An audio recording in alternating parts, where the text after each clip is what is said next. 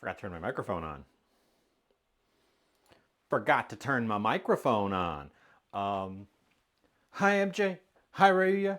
Congratulations, MJ. You got first. No one can take that away from you today. Unless the internet goes down, which it might do. Um, uh, Raya, you're not first.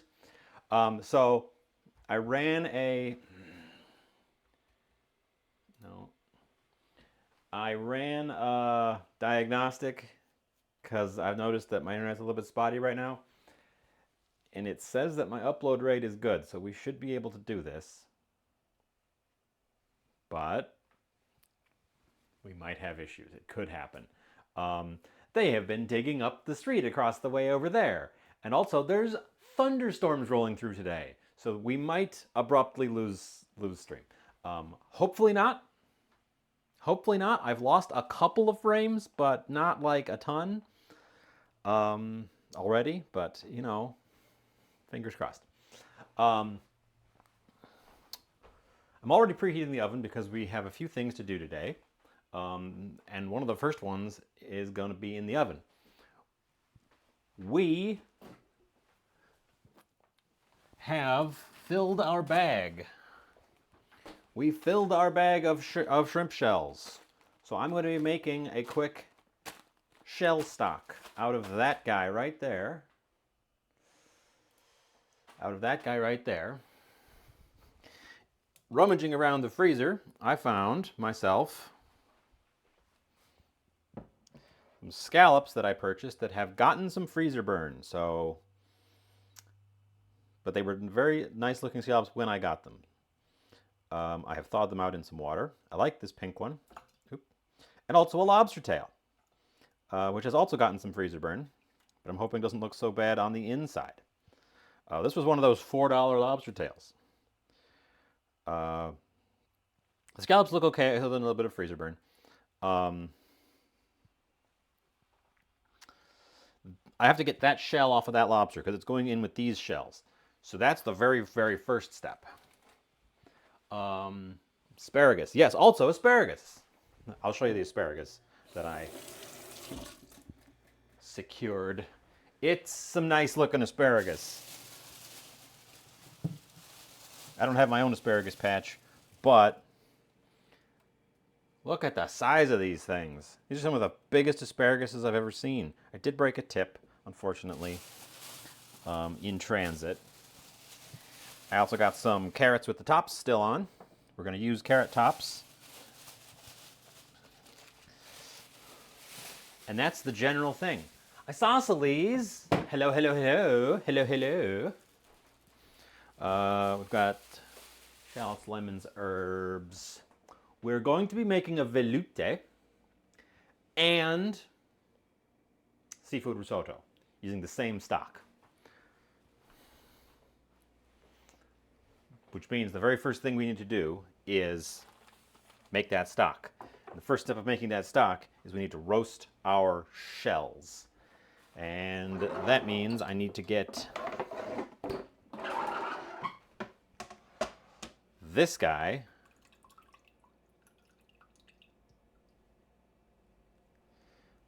out of his shell.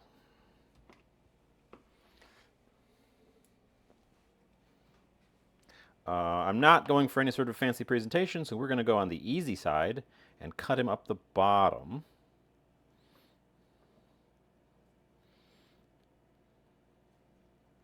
I do want to keep the meat part intact, though, so now we're not just going to cut it fully in half. But the shell is thinner on the bottom,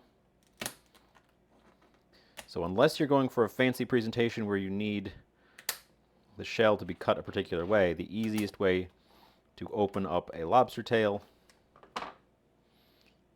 is via the bottom.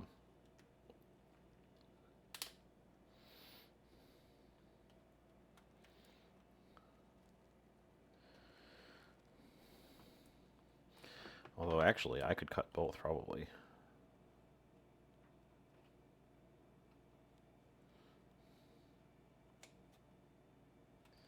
And then I could just pull.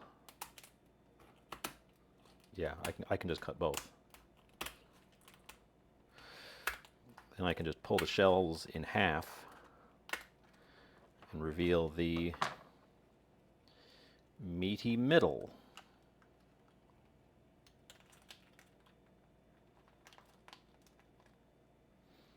Yeah, there he is.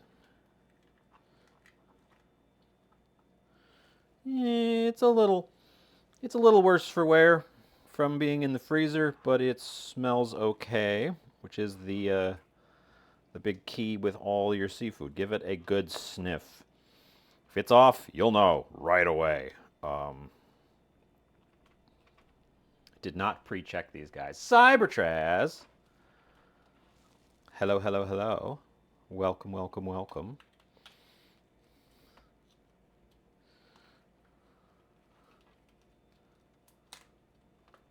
I'll shout you out once my fingers are not covered in stooth.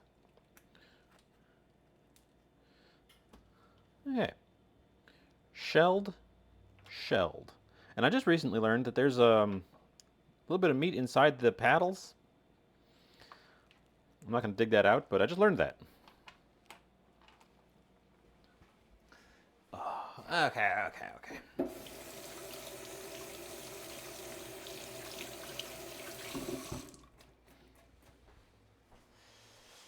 So he's a little worse for wear, having been frozen. I'm going to put him back in the bath there.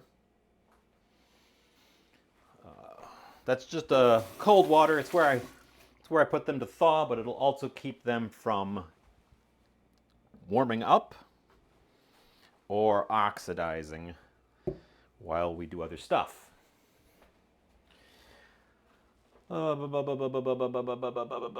Shout out.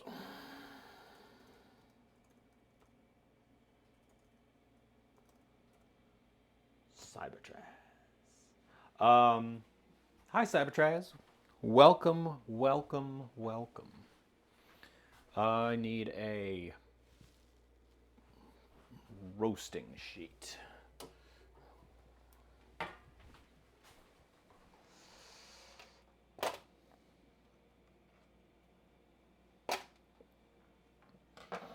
And I need to move this without hopefully dribbling all the juice away. We're going to use the water from that thawing jug as the water for our stock as well. So I don't want that water to get real dirty, because it should have a little bit of an infusion just because the guys have been floating in it for a while.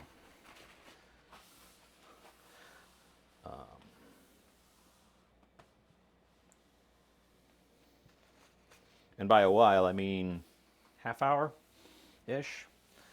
Doesn't take seafood terribly long to thaw.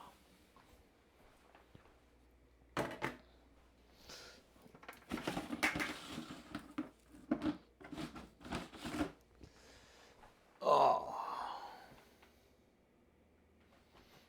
Yeah, it looks well enough. It's a little discolored. And the end where shellfish in the shell keeps really well in the freezer because the shell protects the meat just like a vacuum seal protects the meat. The problem is you almost never get them whole, as in fully intact critter. So there's a cut end somewhere, and that cut end lets the freezer get to them, so they don't actually keep forever. But if you leave the shells on, they are more resistant than other proteins to freezering. Okay, but that's just a pair of lobster tails. We need more than that, and the more that we need of that is this. These are all the shrimp shells that I have been saving. And this is how I always do it. You take one of these bags, one of these big freezer bags, and you just start putting your shells in there until it's full. And then when it's full, you make stock out of them.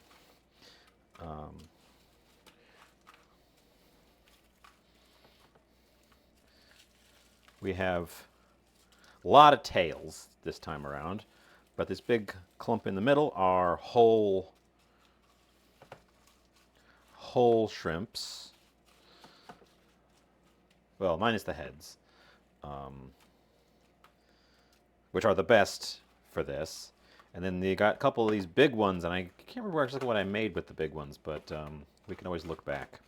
So little tails are probably the least useful part for making stock. You're going to get a pretty mild stock if you got a ton of those, so our stock today is going to be pretty mild. Spread them out. Don't lose stuff. Spread them out. Probably don't reuse the bag. Oven's already hot. I preheated the oven. And then we roast them, and we roast them until stuff starts to get crispy. Roasting brings out the flavors.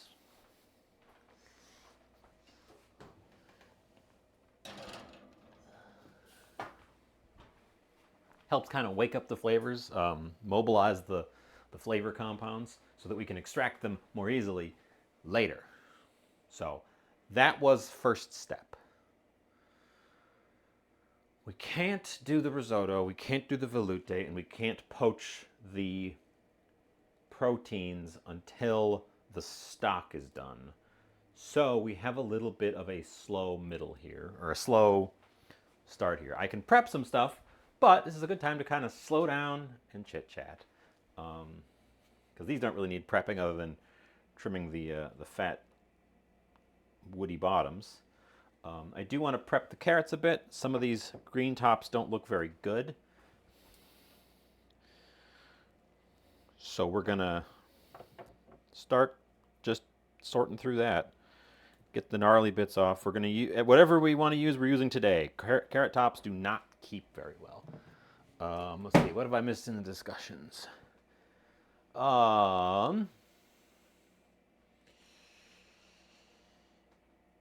Start to try and implement schedule, but you're tired. Well, starting a new thing that you're not used to will often disrupt, but you will adjust and be better in no time. So that's my advice.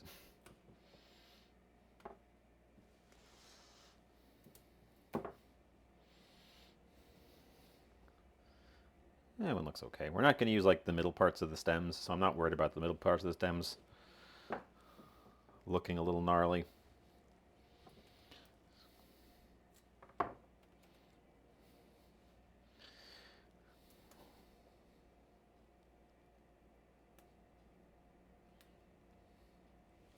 What I should do is get a small dish to keep my carrot savings in. We're going to use the carrot tops somewhat like parsley.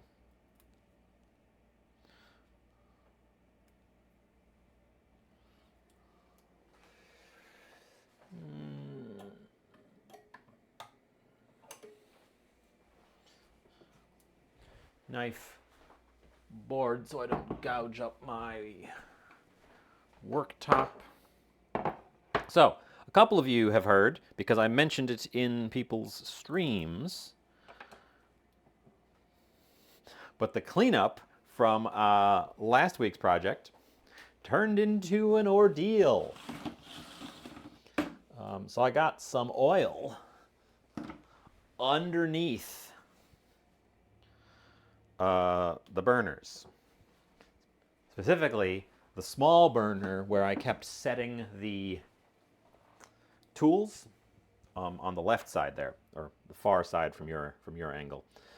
And normally when I get a little bit of oil on the burners, I just turn them on and it smokes off and it's fine. It smokes for a couple seconds and then it dissipates and it's fine. Well, this time that didn't work. There was a bit too much oil there. So it started smoking, and then it kept smoking, and then it kept smoking. And then it abruptly burst into flames. And And we had a little grease fire right there. So that was a problem. Oh,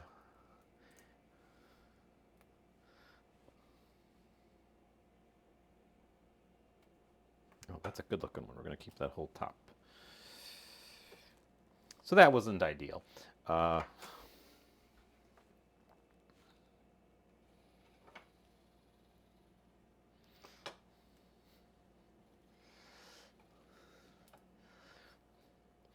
But yeah, fortunately it didn't spread to anything, and I smothered it out. But take note.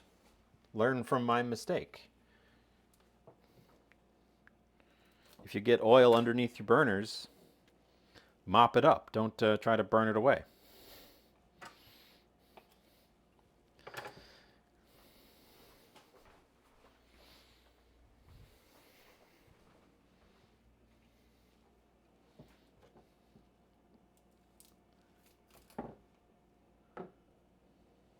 I don't think we're going to use all these carrots today, but the stuff's got to get trimmed off regardless. I went for the fancier carrots instead of the bagged carrots.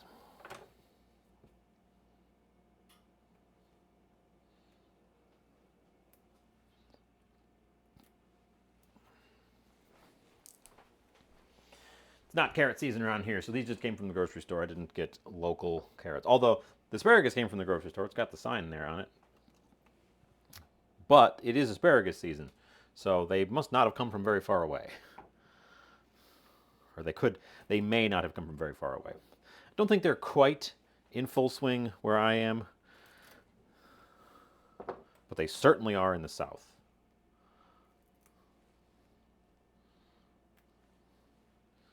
The rest of these look pretty gnarly. Yeah, the rest of these still look pretty gnarly. So that's it. That's the savings from our top carrot tops. It could have damaged it. I can take us over to the stovetop and show you. Recreate it. Dramatic recreation. Set fire to my stove again. Isosceles. Lobster stuffed with tacos. No, that sounds interesting though. We should try that. If we slide over and make sure that nothing's hot. So it was this burner up here, which is where I kept setting stuff.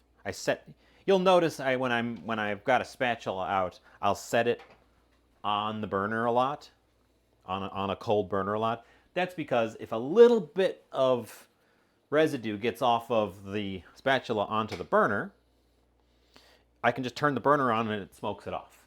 And that works for very small amounts of oil. Whereas if I put it like there, it'll leave a spot that I have to wipe up. So it's literally just me being lazy. But with the deep frying, multiple things, we had 3 rounds of deep frying, there was too much oil in to do that with. It got down underneath the burners, 2 of them actually. This burner and that burner both had oil underneath them. That actually was enough to pool up a little bit. So when I clicked them on to smoke it, this one did not get hot enough to burst into flames, but it did smoke a lot and kept smoking a lot, enough to set off my fire alarm.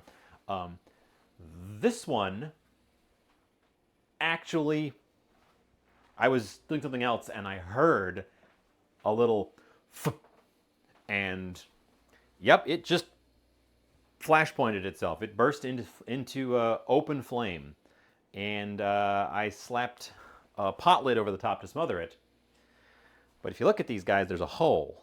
There's a hole underneath there where the cords from the coil go in, which means air can still get in underneath that thing with it smothered, just slowly.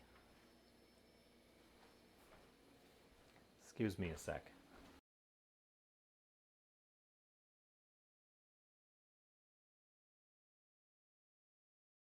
Um, so it did not just smother when I put the thing out. It dropped dramatically, but then I had to sort of stare at it while it slowly burnt up the oil. So the flame was pretty low, but it lasted for a minute, which was a big danger. So, lesson learned.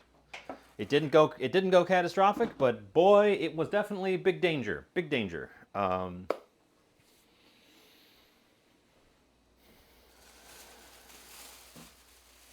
Let's see. I'm gonna prep things. These carrots look pretty good. I don't think I need to peel them. I'm just going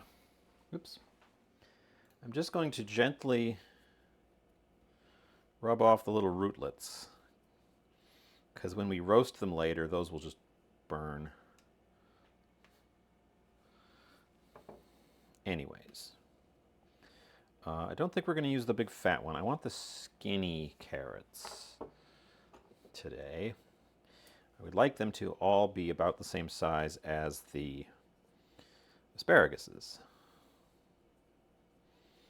I'm probably only going to do 3 carrots. Save the other carrots. Oh, actually, I need a carrot for the stock as well.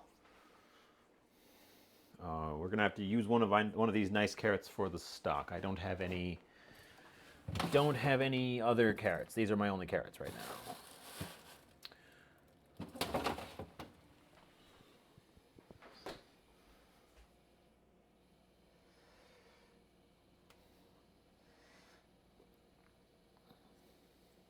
Well, this design of coils is definitely on the older side. The modern electric stovetop in America is the glass top. You can still find this kind of stovetop for sale, but they're definitely considered to be like the old ones. They don't have any advantages over the glass topped ones. They're much harder to clean.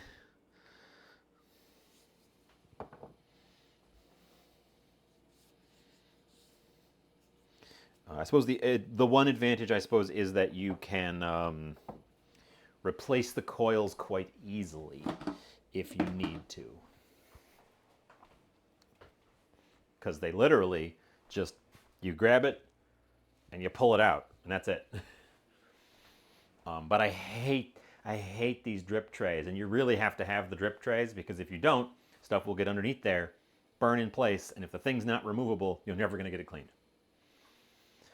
But they also design them with a hole in the bottom, which means stuff inevitably gets underneath the entire cooktop, and it gets like burnt in place, but it's really crusty, burnt, carbony underneath this. If you ever lift it up, it's gross. I hate these things.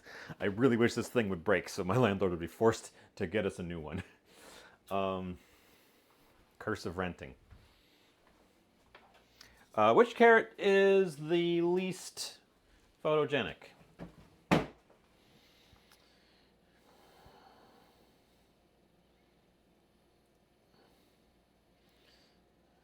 This one. These two are getting saved. We're going to eat those. This one's the least photogenic, and it's got a little kink in it.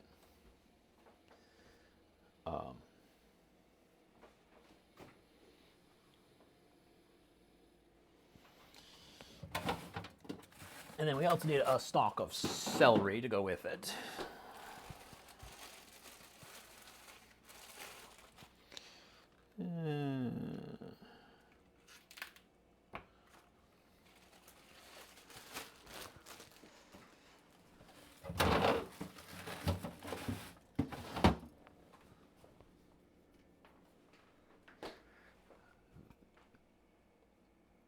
Enclosed. Well, these certainly aren't enclosed. I can show you. I can just grab this, and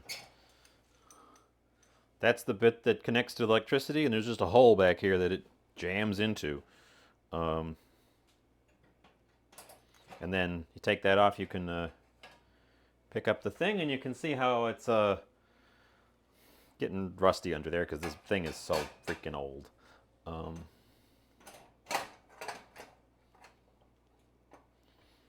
I've hauled that thing up and cleaned it so many times.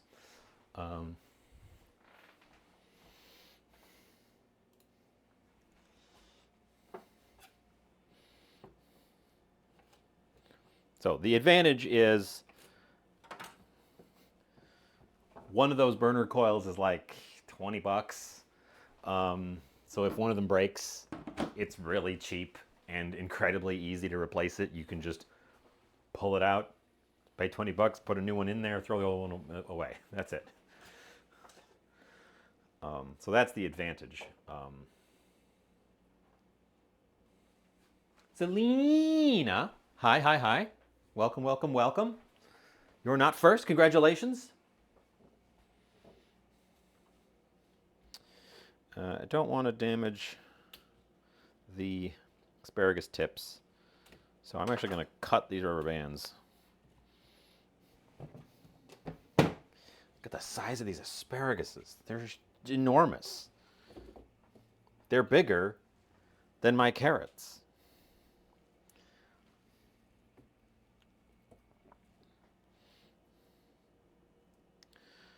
They're pretty woody up to about there.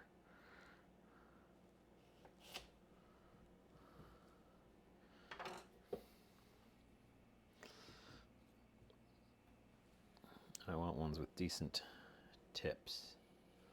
Yeah, the wood. You can kind of feel where they flex. The old snap method does work, but you end up losing. It matters more where you're holding it rather than where actually the break point is. So you can do it in a pinch, but ideally you can just sort of feel where that woody bit is and cut them there. And they should actually end up being all this about the same length as long as they were picked at about the same length. That's the part that you can't control if you buy your asparagus at the store. Like that one's woody up to about there. It's also just about where the purplish part turns into the green part, so it's usually pretty easy to just eyeball.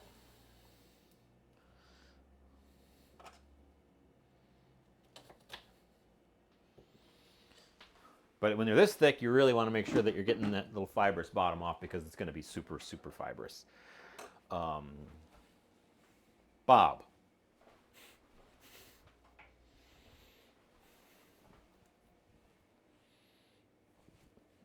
Right? I'm remembering. I'm trying. So I think this is the vegetable accompaniment we're going with. 3 skinny carrots and 4 fat asparaguses. This is going to be part of our stock, for which I also need onion. I should have grabbed a small white onion.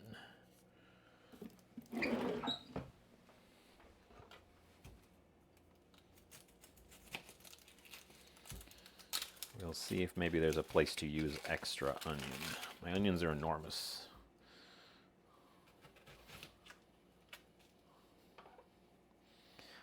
So welcome, welcome. Hello, hello. Get on in here. We're making things. We don't have a timer set for our oven. We're just going to go by nose. I can smell it. And also by just peeking in and seeing how things are getting along in there. We don't want to burn them, but we ideally want them to start getting little colored edges. And we want the ones that were raw to have turned pink. And we also ideally want everything to be fairly well dried out. Which that was a little bit of an icy bag, so that might pose a challenge. There might be a bit of a puddle in there when we get down to it. Our stock vegetables are going to be in large enough chunks that I can fish them out.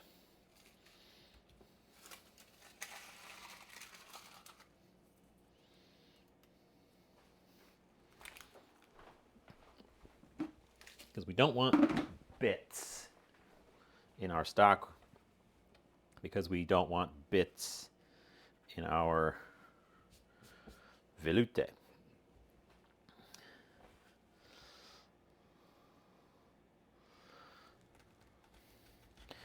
Oh yeah, we're not going to stop with a velouté. We're going to take a velouté. What was it called? We're going to make a bercé. I think we're making a bercé sauce for this.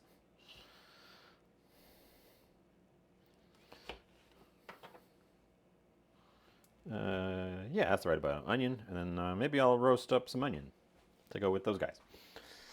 Let's take a peek at our fellas. They are turning color a little bit.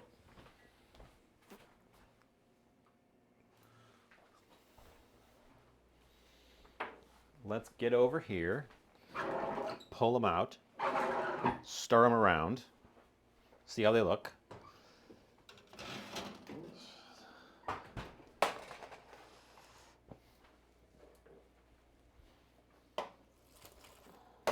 They're starting to stick.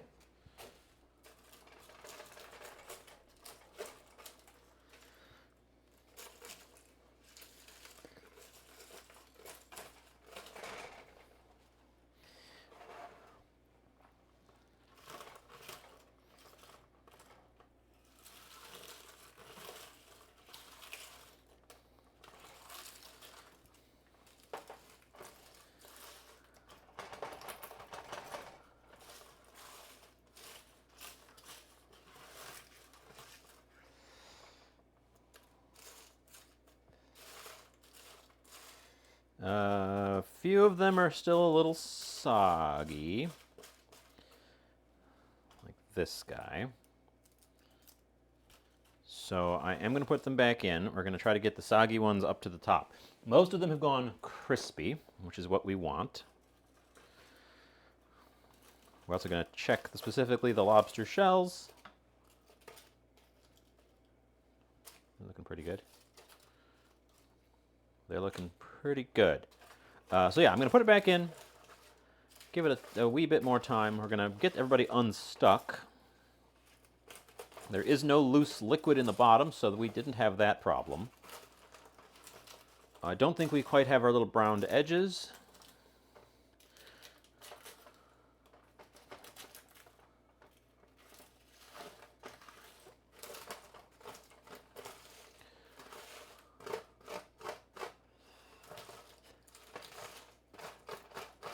Probably should have put this on parchment.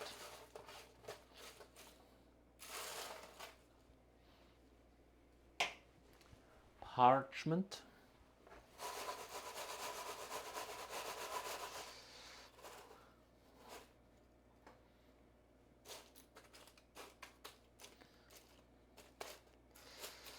I think we're gonna, yeah, the lobsters.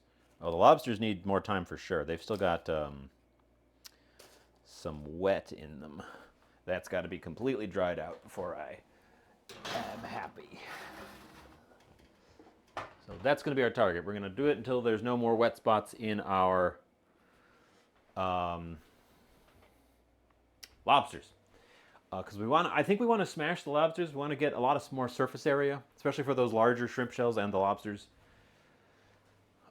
Because it'll help the extraction process. I heard something. We're having thunderstorms roll through, so I mentioned right at the start having a little bit of internet hiccuping today, and also we're having thunderstorms. Those are probably related, but also they dug up the street across the street there, and then they walked over into my yard and dug a hole right next to my gas line. So I have no idea what that's going to disrupt everything. I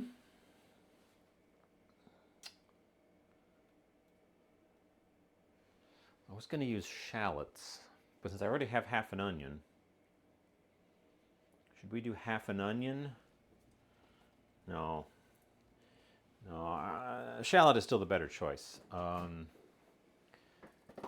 Do I put, here's a question. In our seafood risotto, I'm going to put away the remaining asparaguses here. In our seafood risotto, do we use bacon A little bit of bacon to get it started.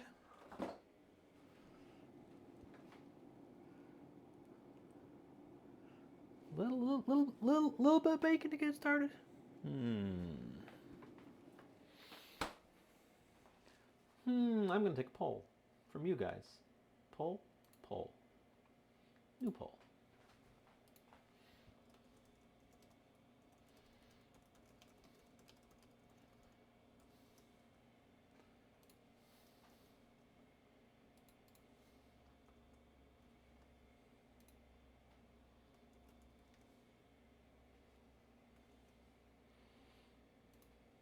We don't have to worry about it yet, so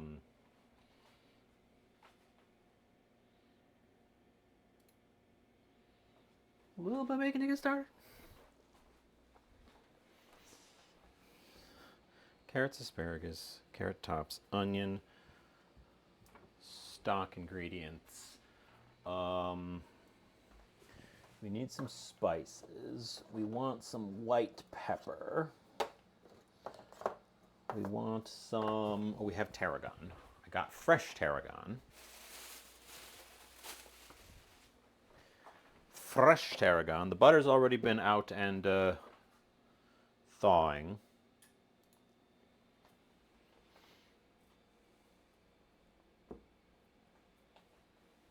Well, the bacon bits, we'd cut the bacon into little bits, and then we would cook it in the pan at the start. In the pan that we're going to make the risotto in right at the start, to give a little bit of oiliness to the risotto, because our stock is going to be very low oil on account of using pretty much fatless flavor element of the seafood shells. Not that we have to. Typically, you put a little bit of butter in your risotto at the end, and actually at the beginning. You do it on both ends. So it would replace some of the bacon fat, or it would replace some of the butter at the beginning with bacon fat, because you also want to saute the shallot. I'm going to mince the shallot while we're thinking.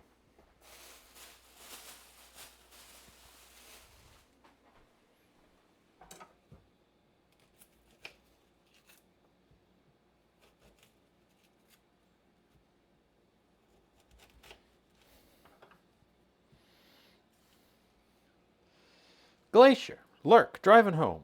Have a good drive. Have a good lurk. Thanks for being here.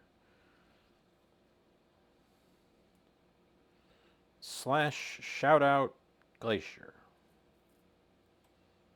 I'll do that in a sec. My hands are ocupado.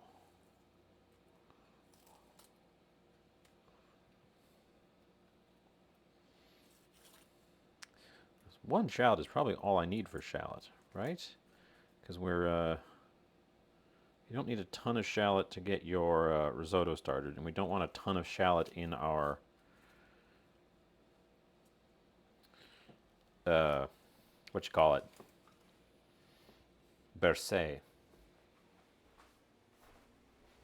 I've got a fresh lemon as well for our bercé. So the bercé is going to be a veloute. A veloute is essentially a bechamel with seafood stock or a light stock. So it could be chicken stock. But typically, when they say a light stock, it's either mushroom stock or seafood stock. So it's a seafood stock thickened with a roux, much like you make a bechamel by thickening milk with a roux. So, fish bechamel. It's one of the basic French mother sauces. We'll be turning, and I think I got the name right, we'll be turning it into a bercé. So we'll be adding lemon, butter, and shallot to our veloute. And I want to add a little bit of white pepper and tarragon as well. So that's the plan, and that's going to be a sauce. And it's going to take the longest of all of the elements I'm making is the sauce. We're also going to use our stock as the liquid for our risotto to hopefully just give us a gentle shrimpy flavor in our risotto, which is also going to have shallot in it. And we're debating a little bit of bacon. I think I might.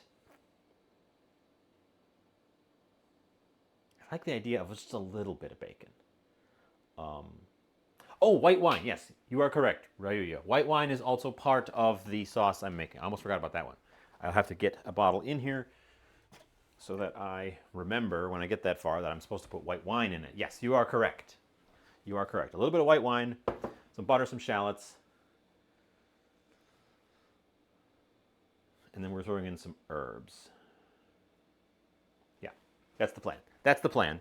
And then I'm also going to use the stock to poach the lobster and the scallops because I want them to be cooked, but I want to cook them gently. And then I've got a toy. And then I've got a toy.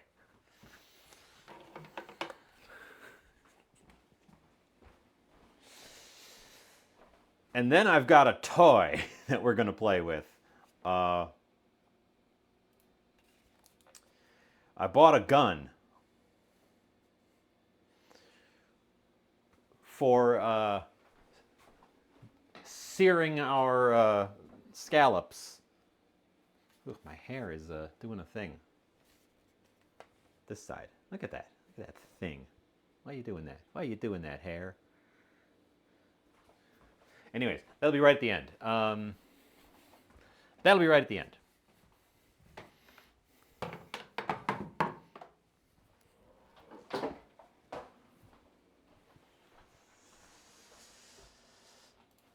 So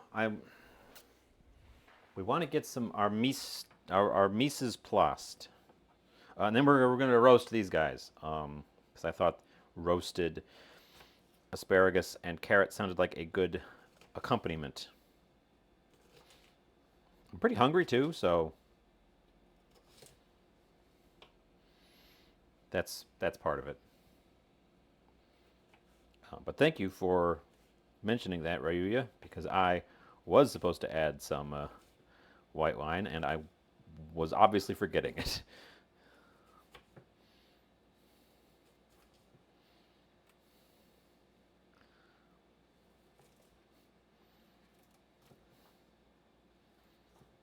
Okay.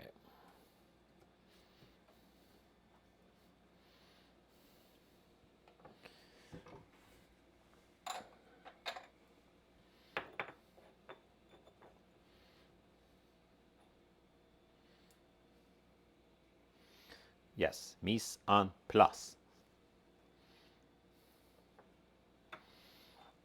So, shallot for risotto.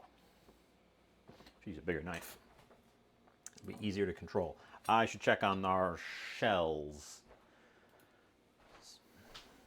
Shells don't take super long, so we don't want to overshoot them. Because I've got other things to do.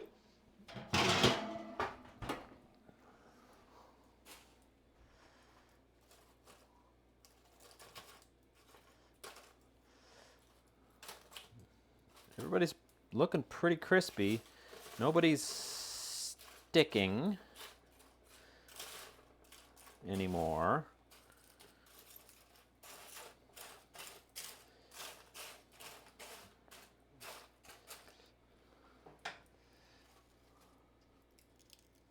Yeah, there's no flex to the lobster shells anymore. They just crack apart.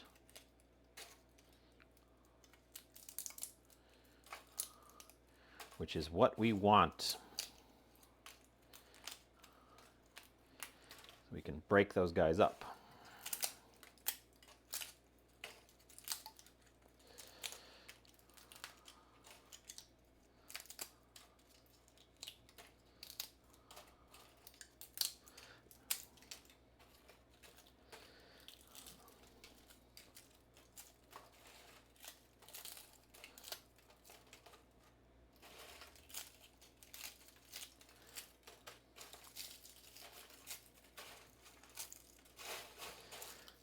Small shells are all very fragile. Everything's fragile.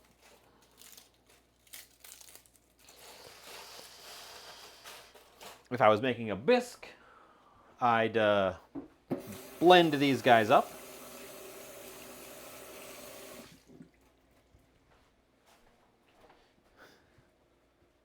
Bookwoman, hi. Yes, a heat gun. I've got a heat gun. I've actually had a heat gun for a couple months, but we haven't had really a lot of chance to use it.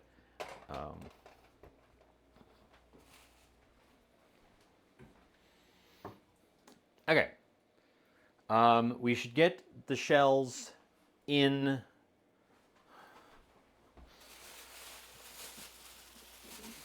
stock cooking mode right away. We're going to do it in the pressure pot. Yee was the winner to bacon unanimously. Okay, well, I guess that's if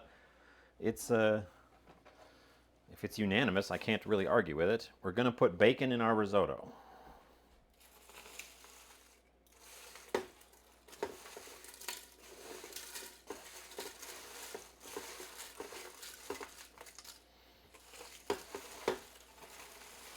Let's get all of our shells in our pot.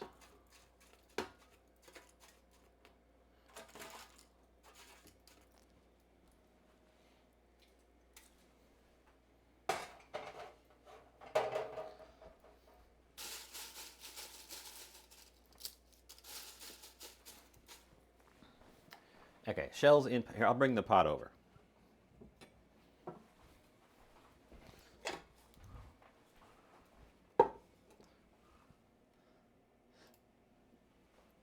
Shells in pot.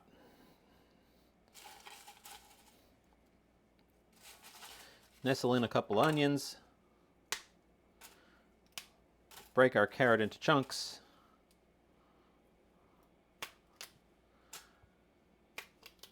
Break our celery into chunks.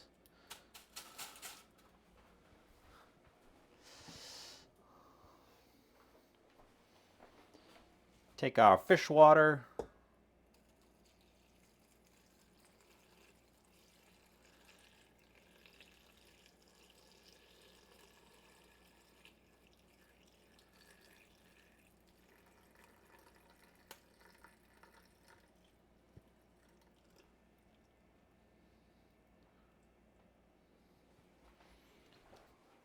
In there. Not quite enough fish water to cover, so we're going to add some just water.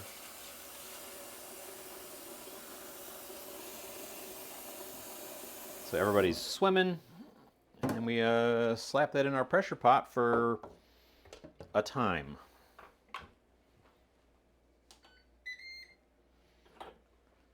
Seal. High pressure, I don't know, 15 minutes? I actually have lobster. That's the tail there that I pulled out of the shells that we just threw in our thing. It was in my freezer. It's freezer lobster. It's a little worse for wear because of the freezer, but it smells okay, so it's a little discolored from oxidation, but it smells clean. So it's just that it's been in there too long. It was bargain bin lobster when I got it. It was $4 for that lobster tail when I got it. So the scallops, those two big scallops, collectively were about $5. They were on sale but not bargain binned when I got them. And I figured I'll grab those while they're on sale. It was during the holidays. I'll grab those when they're on sale and just chuck them in the freezer for later. Well, I didn't vacuum seal them, so they are a little on the freezer burn side. Again, they smell fine. Well, hopefully the freezer burn won't make them look too gnarly. They're mostly freezer burned on just one side too. So if I serve them with that side down, they should look fine. Um, but yeah, no, the lobster is in fact real bargain bin lobster, but I also have the meat part. We need the stock. Oh, the rice. I don't have arborio because here's my hack. Here's my trick for you. Arborio rice is expensive, but long grain rice doesn't make a good risotto. Big bags of sushi rice are much cheaper than arborio rice, and while they're not perfect for making risotto, they do a darn good job. So our risotto is going to be made with sushi rice today. The risotto has to be the front pan because I need to stir it frequently. So the stock is going to end up being the back pan. We're also going to poach our fish in it. Also, yeah, I got. I know we've got some juice in the bottom. I'll just add that to our stock as it leaks out of these guys. Yeah, we got a pair. You hardly see any of the orange ones. I don't know which one's which. I know they're different. I don't know which one's which. I know you hardly see any of the orange ones. You see mostly the white ones. I keep seeing cooking shows in England where they'll get scallops with the orange thing attached to the side, which is the roe sack or something, something. And I'm like, oh, I never see those. That's probably great. Anyways, we're gonna poach them because I think that's going to be a good way to not overcook them, and it'll help infuse a little bit more flavor into our stock right at the end before I use it for all my various things as well. Actually, constructing the veloute shouldn't be that much of a challenge. Male is white. Okay. I don't even know what kind of scallops these are. They just listed as sea scallop, which, sure.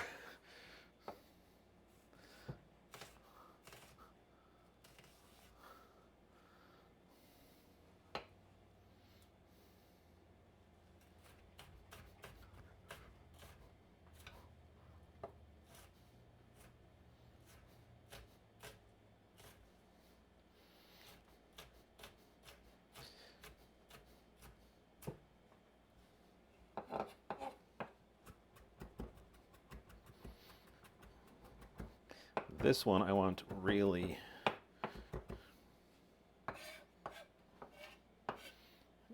minced up because this is the one that's going to go in our sauce.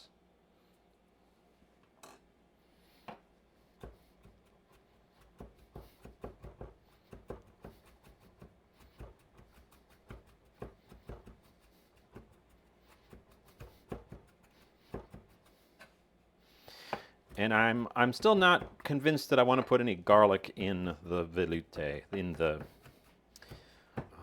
bercé.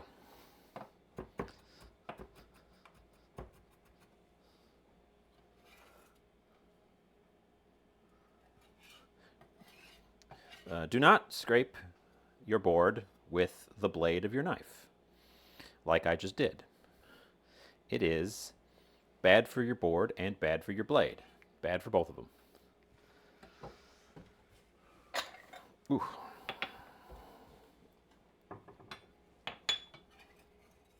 I just did it again.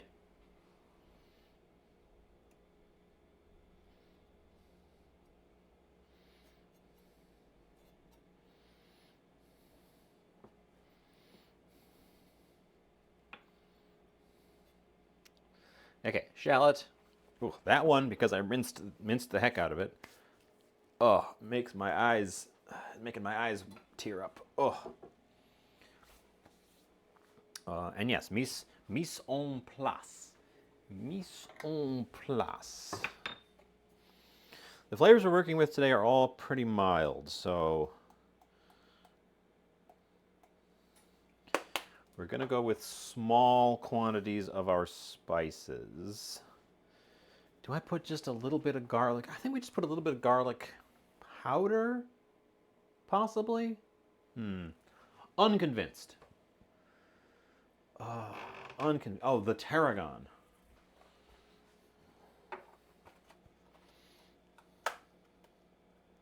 And I will show you for a third time what not to do, indeed. Really, for scraping your... you should use this. It's designed for that. It's got a edge that you can press down on that's not sharpened, so you're not worried about either shaving your board or damaging a blade edge. And it's stiff enough that you can really press into it without worry about it. Be brave and leave the garlic out. I will. I will be brave and leave the garlic out. I love garlic. Garlic feels like a crutch sometimes. Because it is so good.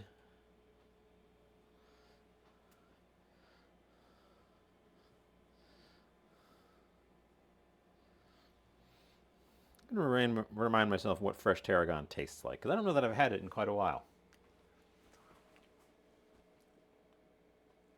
Herby. Just a teeny bit of like a licoricey flavor, but not really strong. It's really good. It's really good. Tarragon is on my list of things to get from the greenhouse. My garden is ready to receive some plants, and I've only got a few plants in it at the moment. I need to take a trip to the greenhouse for some herb seedlings, and I think I want tarragon this year.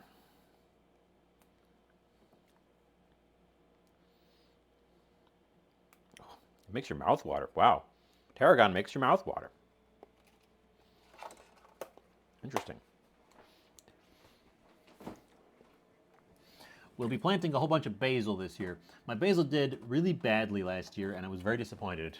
Because store-bought basil is just a terrible substitute.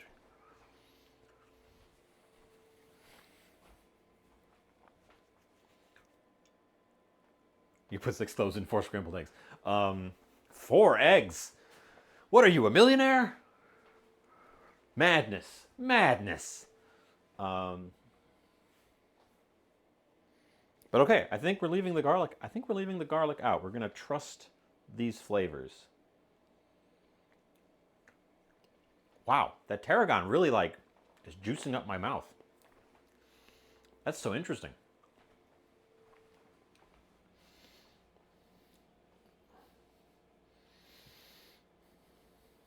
And then we have carrot tops. And a lemon.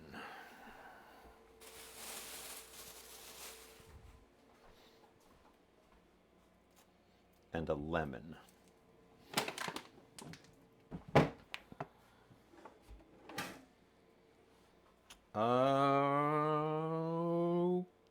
Okay, let's get a pot out.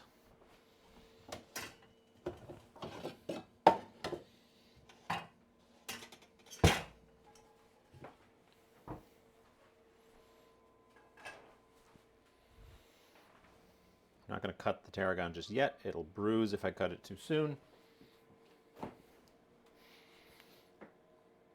We're going to, the bacon's in the freezer.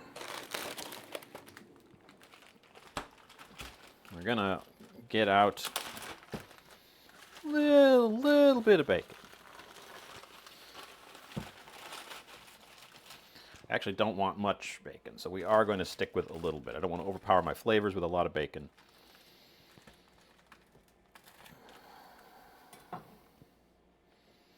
But it's a fatty chunk at the end here, so that's what I'm looking for.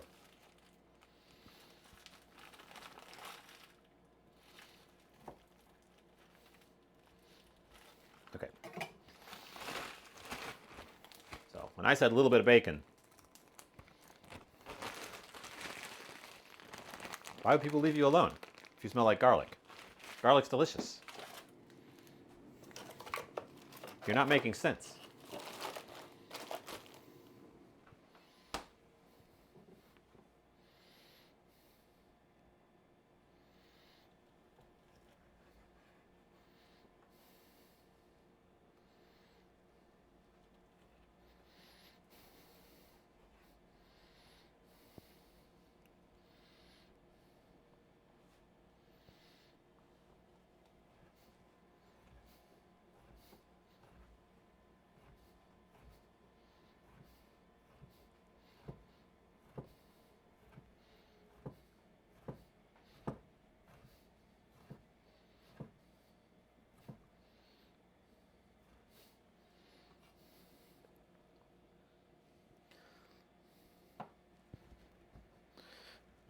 I'm going to mince this up too. I don't want any large bits to survive, and I want to really render out the fat.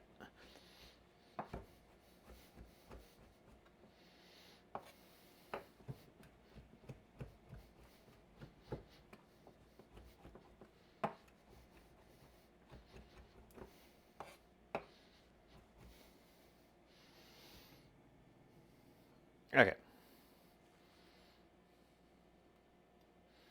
In this case, I am going to get the bench scraper out.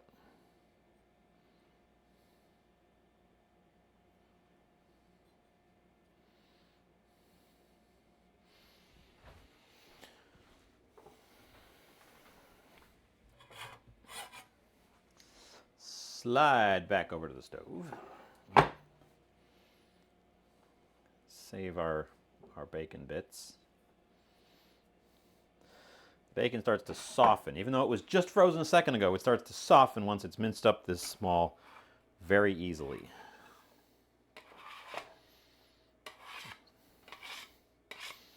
And softened bacon fat is soft.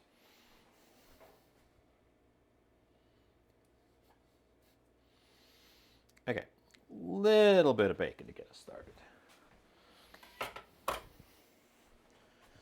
It's probably about a tablespoon and a half of bacon.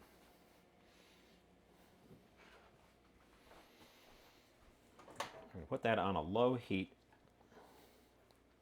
and start rendering it up a little bit. And we're going to give it some butter to be friends with. Right at the start. That pan is no longer hot. I will get rid of it. We're going to have to use the front left burner to construct our sauce.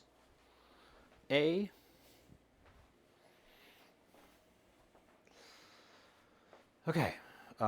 Pressure pot is almost up to pressure. Taking a little bit longer than I expected.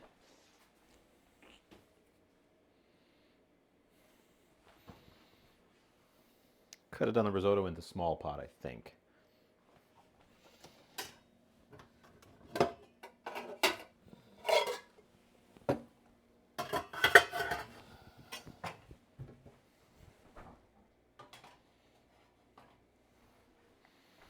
But we're going to do the stock in that pot. The little spouts mean that I can just pick it up and tip to get doses of our stock into our risotto. Although I need to measure it.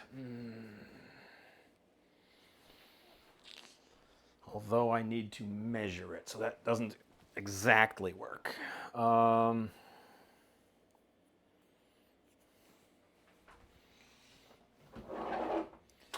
get out our half cup of rice.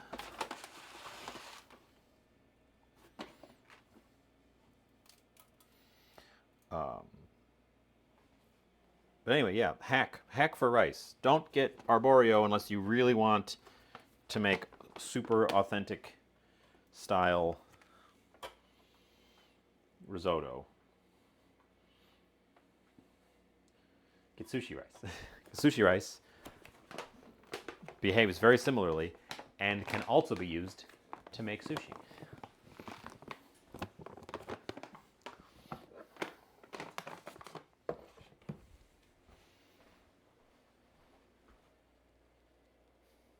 I can smell our stock.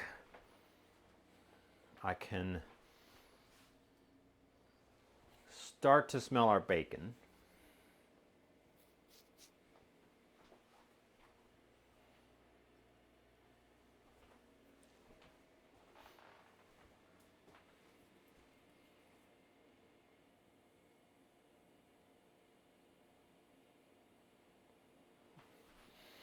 I'm going to put the other 2 shallots away. I definitely won't need them today. Squeak.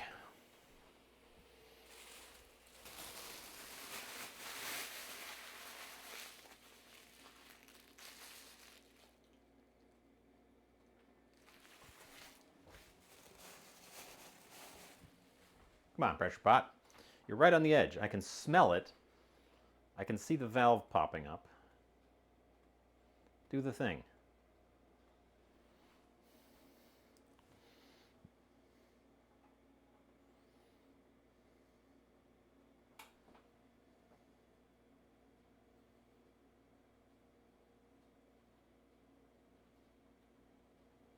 The valve clicked.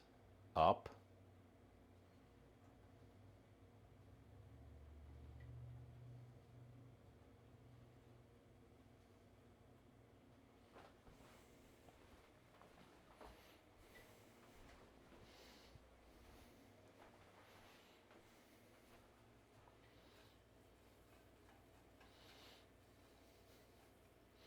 The pressure pot part of my multi-pot recently had a bit of an issue.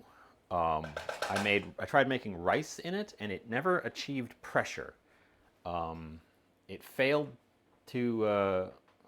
I thought it was just, oh, the rice absorbed all the liquid before it got there.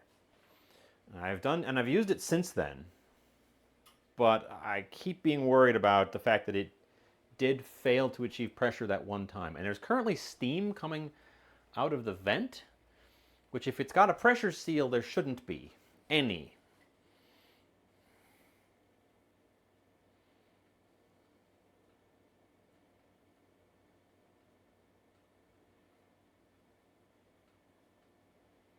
So that has me a little bit worried. So that has me a little bit worried about the state of our multi-pot, our magic pot.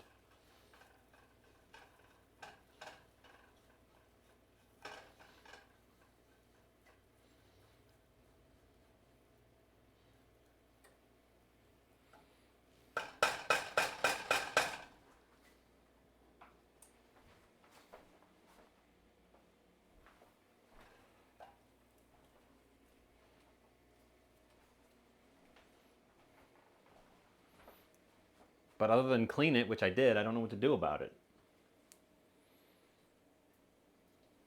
I don't really want to disassemble it, see if there's a problem.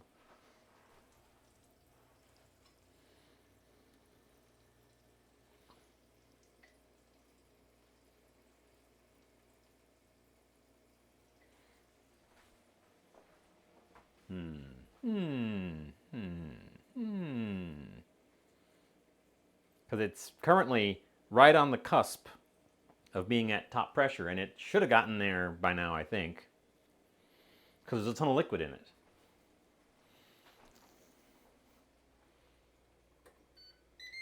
Oh. It says it's achieved pressure. There's still a little bit of steam coming out of the vent where I don't think it should be. But it's counting down now, so I guess I'll trust it.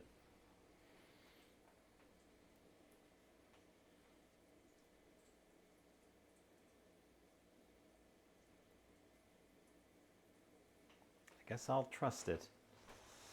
Our butter has melted into our bacon.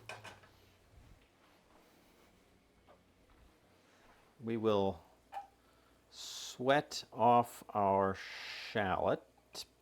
I've got this on a pretty low temperature. I don't want any of this stuff to like brown.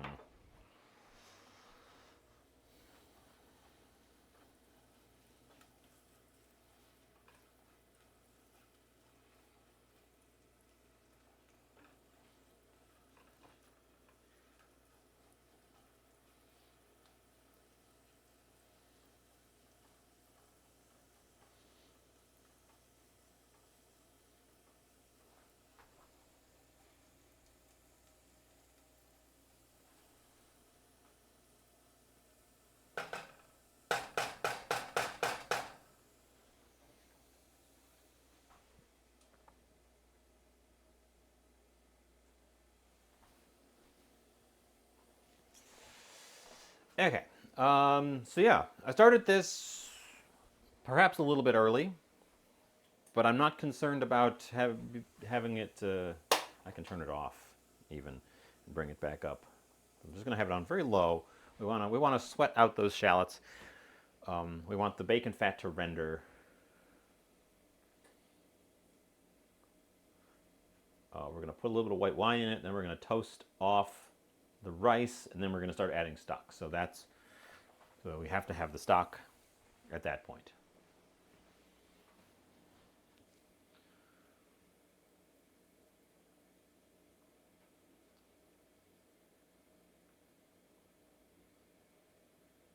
And the tarragon is going in there, or is the tarragon going in the? I guess I don't want the flavor of the risotto to be exactly the same as the flavor of my Bercé. So we should differentiate. This one's already getting bacon, so maybe it shouldn't have the tarragon, and the tarragon should only be for the Bercé.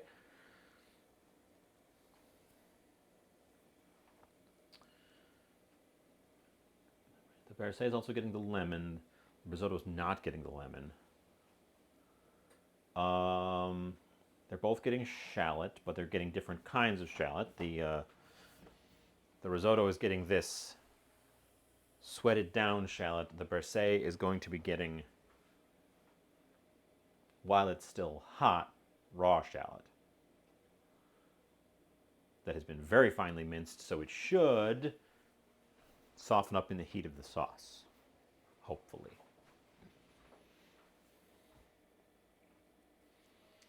And then the tarragon I was going to put in the Bercé, but maybe I could take the tarragon out of the Bercé and only put it in the risotto as little green flecks in place of a parsley. I was going to use the carrot. Decided. Tarragon's going in the Bercé sauce. The carrot greens, some of them at least, are going in the risotto right at the end.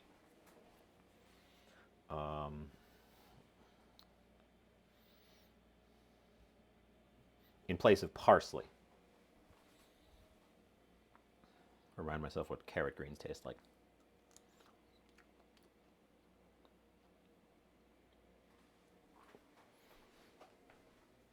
Or we could switch that. We could put the carrot greens in the Bercé. What do you guys think? What do you guys think? We've got carrot greens, we've got tarragon. I think we don't put them both in the same thing.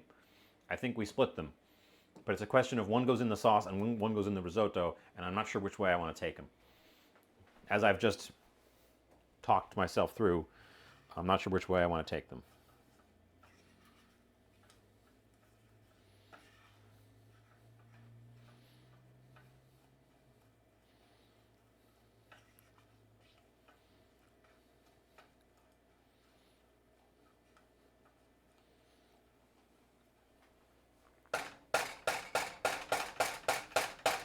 They're quite different flavors, but I think both of these things work in both places, so it's just a matter of preference.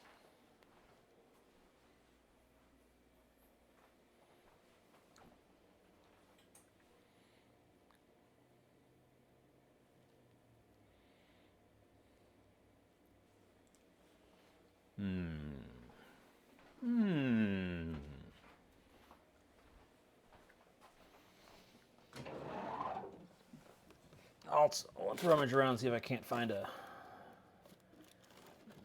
decent filter.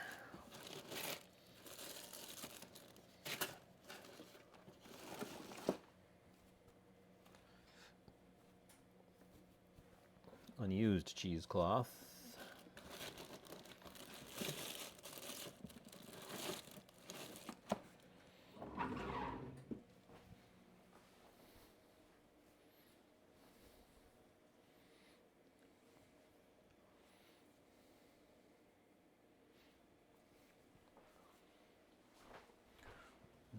So, how's everyone else doing? What's everyone else having today? Today-o?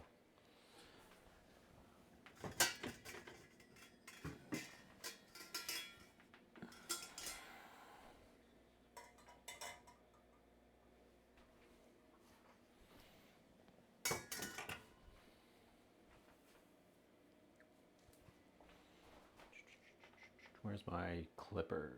I used the clipper on the lobster shell. So I need to find a normal scissors.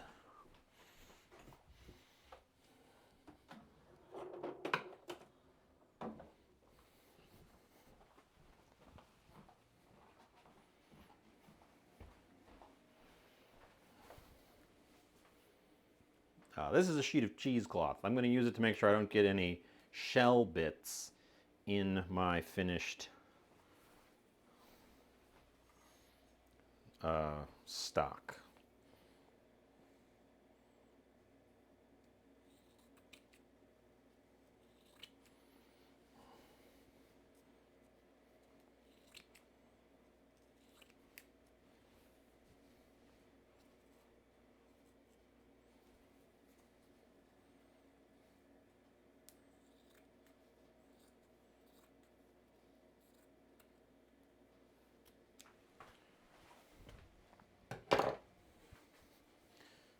The remainder I'll deal with in a bit.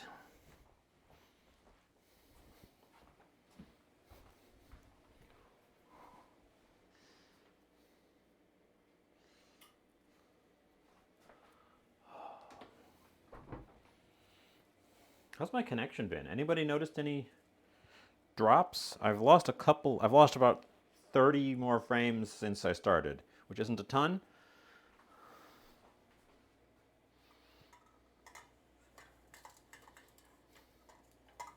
So I'm hoping you guys haven't even noticed.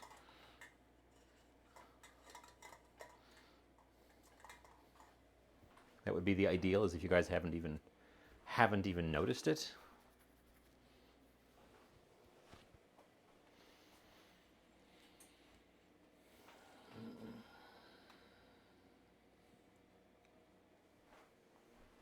Six minutes. Also, the wisping steam has subsided. There's the teeniest, tiniest bit right by the vent. And I'm wondering if that might be moisture inside the housing that's steaming off. But I'm not sure. Oh, damn it. Drop my paper towels. I'm not sure how it got there, because the thing was dry.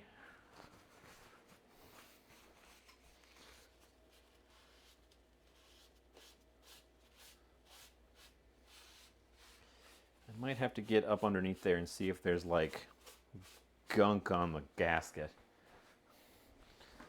which wouldn't be ideal.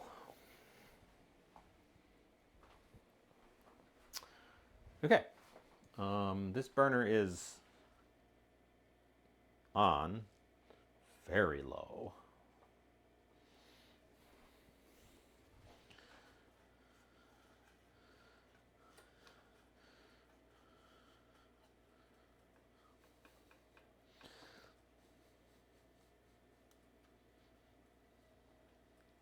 Turn it up just a wee bit.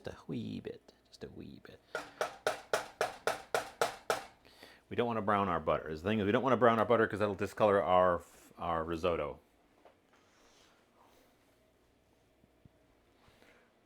And everything hinges on the stock being done first at this point.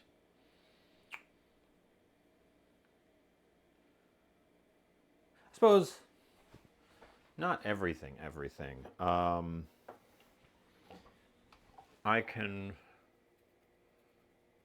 oven is hot already, so I can roast off I can drop a pan on the floor. I'm dropping stuff today. Why am I dropping so much stuff today?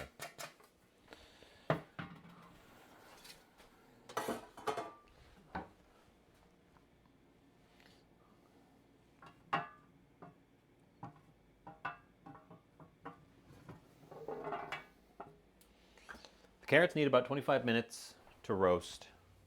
The asparagus needs about 10 minutes to roast, but they go at the same temperature. So we just have to keep an eye on them so we can add the asparagus to the carrots at about 15 minutes.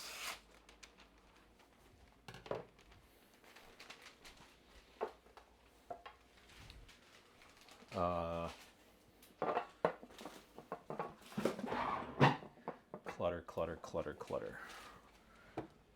Butter, just rice.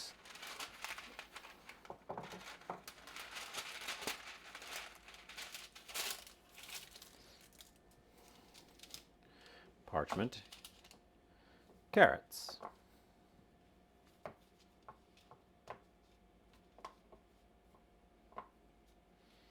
Put the smallest one in the middle. Okay.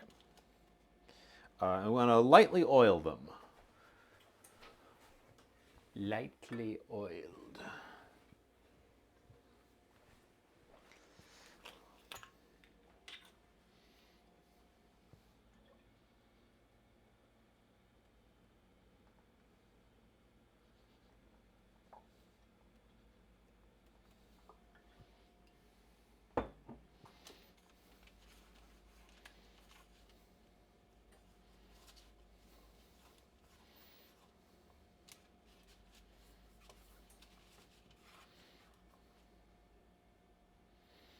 We also want to do these as close to serving as we can, because the asparagus will get weird if we leave it sit too long.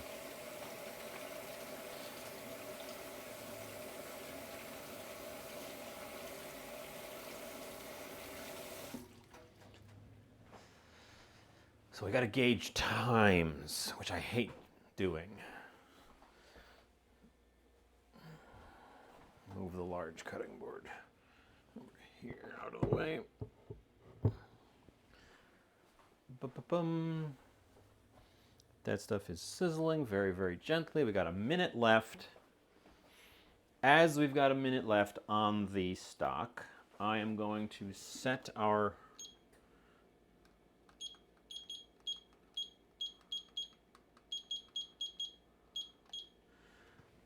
timer to 15 minutes. I'm going to turn our heat up on our bacon and shallots.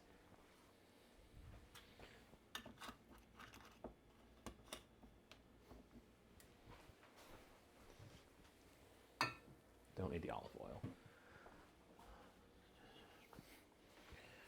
We're going to get this pot out to construct our sauce. We're gonna start cooking soon.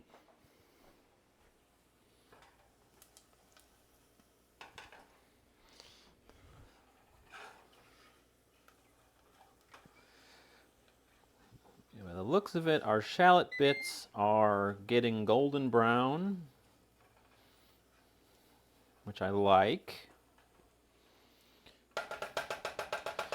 We'll bring the temperature up. We're going to add our wine. We're going to cook the wine off. We're going to add our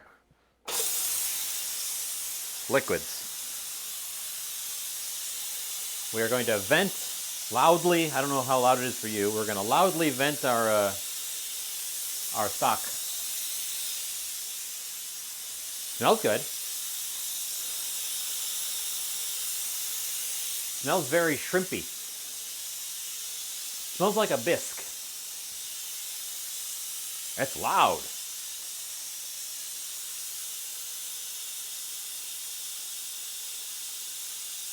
It's very loud.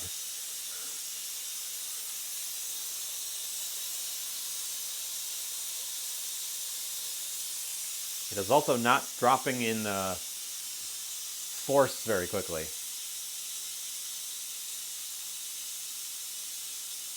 We built up quite a bit of pressure in there. You can't hear it. Well, it's very loud for me.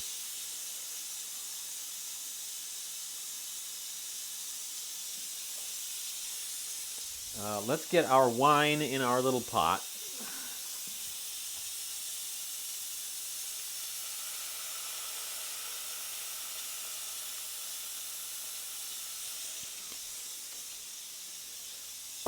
Little white wine. Cook all of the liquid away.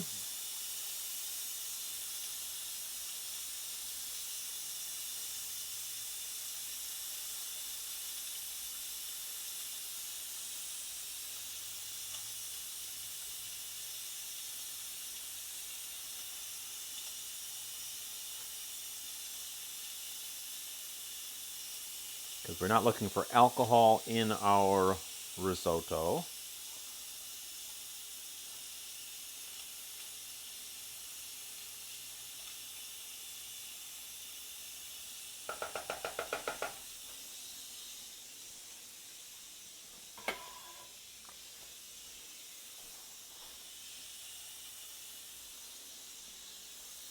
It's slowing down.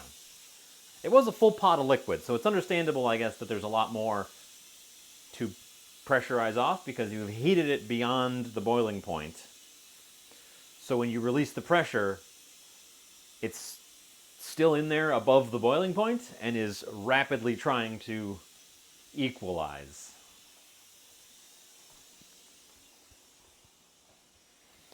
We have half a cup of rice.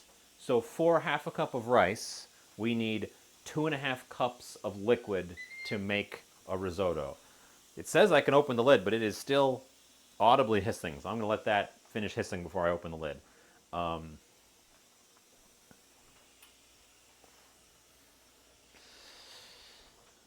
We need to remove our fish from that jug because that jug is going to be my dosing jug. Okay, stopped hissing, crack the seal, open it up. It is, of course, boiling in there. Smells good. Smells good. Now that that is done, I can hear the sizzling of my risotto base here.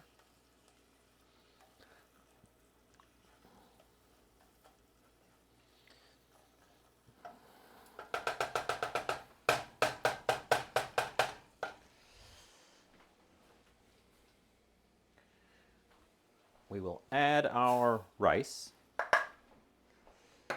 Get that stirred in to the fat. Toast it just a little bit.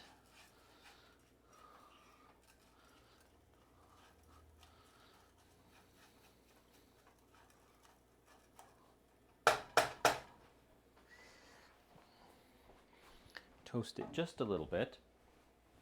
And since it's on pretty low heat, I'm not super worried about it. We can, I don't know how visible that's going to be for you guys. I'm not going to risk trying to get this into a more visible spot because I already think it's going to be slightly problematic.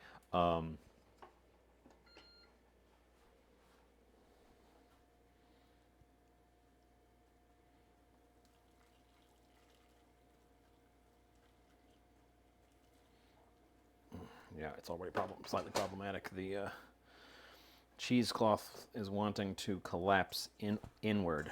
That was hot. Wow, was that hot. But the cheesecloth is collecting the bits, so it's doing its job. We have no need for the remaining bits.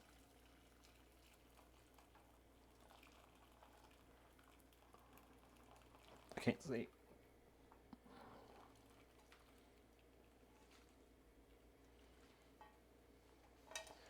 We have no need for the remaining bits.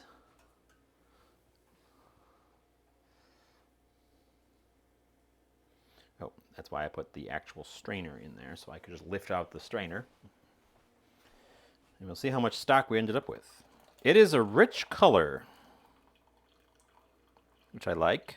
It's not very clear. We're not going to bother clarifying it.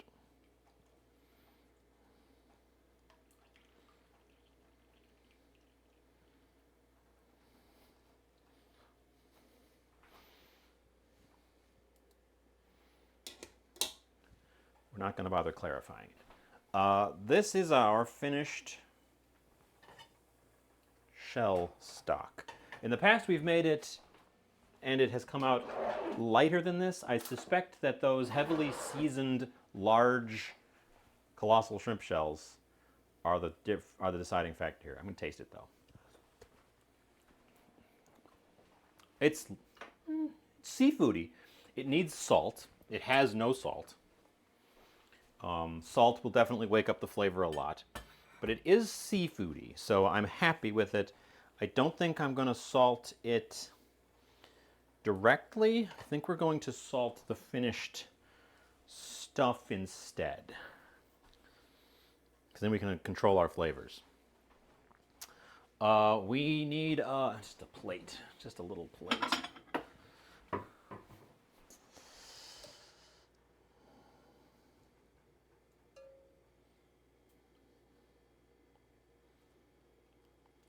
For our 3 pieces of actual seafood.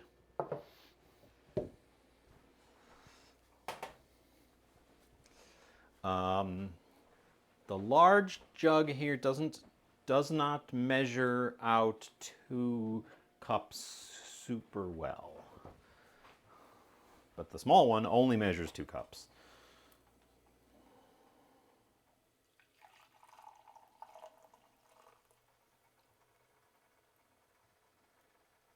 So, 1.5 cups.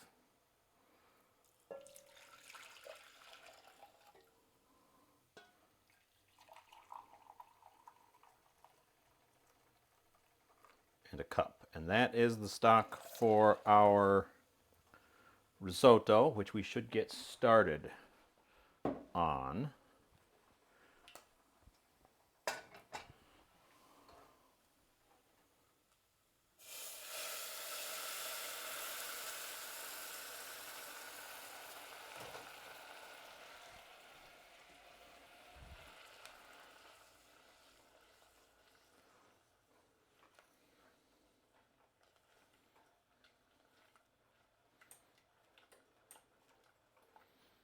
Okay. And it looks like we're going to have extra stock to work with as we go through this. I am going to salt the risotto now with a generous pinch. Unsalted stock doesn't taste like much if you've never had unsalted stock. The flavors don't really wake up until you add some salt. Let's also start on our velouté, and I'm going to put my carrots in, which means we set our timer to go. Velouté needs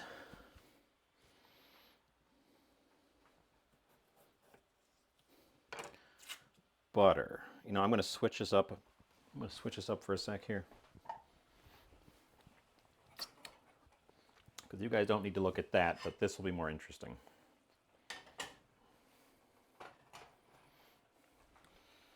So butter on low. I want to melt the butter, and I need a tablespoon of flour. Oh, and poaching. That's probably at a good poaching level right now, so we're gonna need a tongs. I'm actually gonna put my lobster piece in there immediately.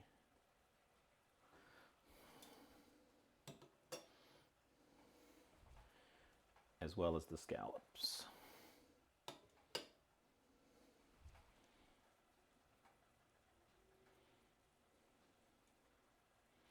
Because it's boiling hot, but not actively bubbling. Jay! Oh my God, Jay! Jay, what are you doing? Jay, what are you doing?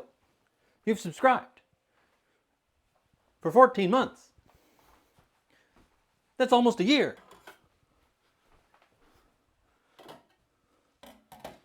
What's wrong with you? Why would you subscribe to this nonsense?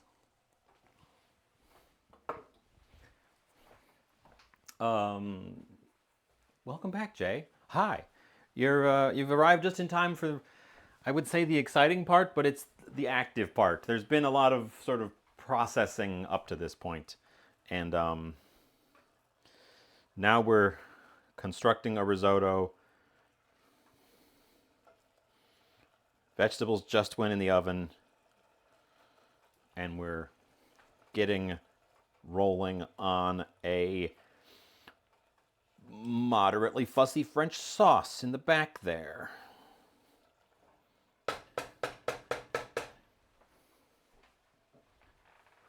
But welcome in, Jay. Jay, when did you earn... Jay, Jay, Jay, Jay. The bargain bin emote means that you gave me money.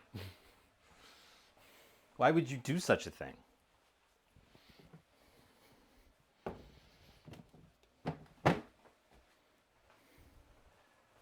Who would do such a thing?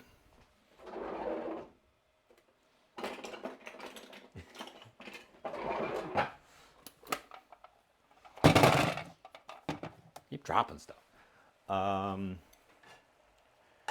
We've melted our tablespoon of butter. It's kind of slumping to one side, but that's okay.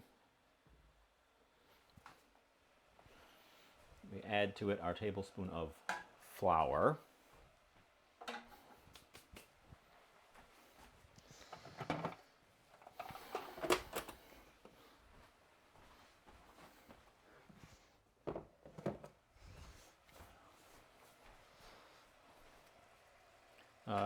Different spatula.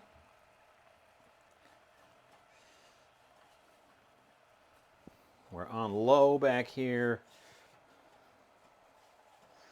We just want a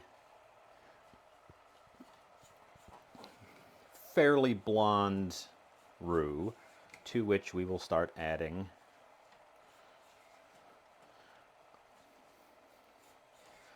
liquids.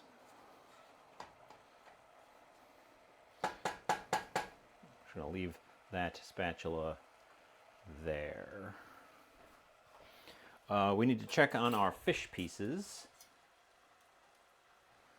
Roll our lobster over. Roll our scallops over.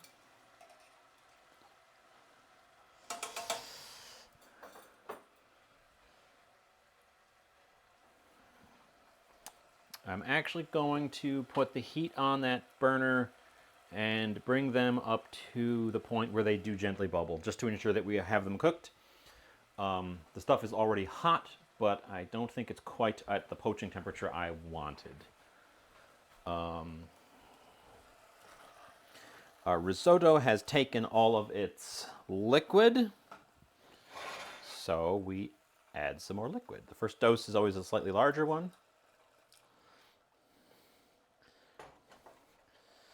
When I do it, I don't think you're supposed to do it that way, but the first dose is a slightly larger one when I do it.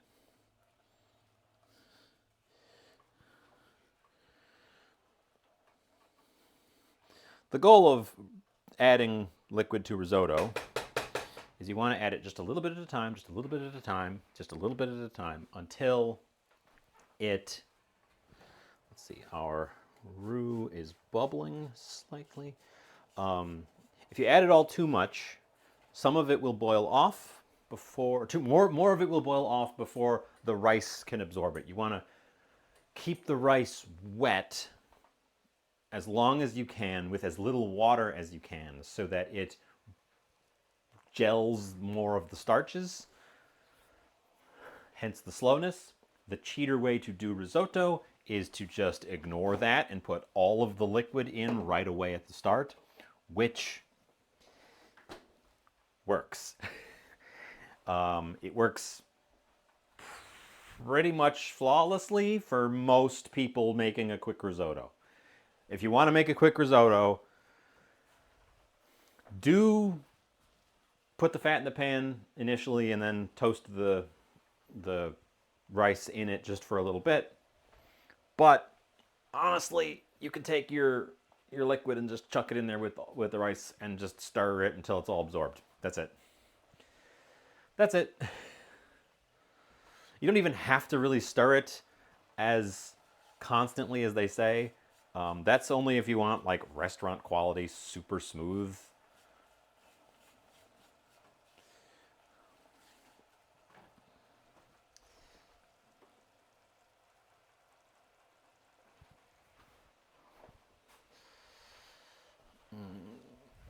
Speaking of restaurant quality,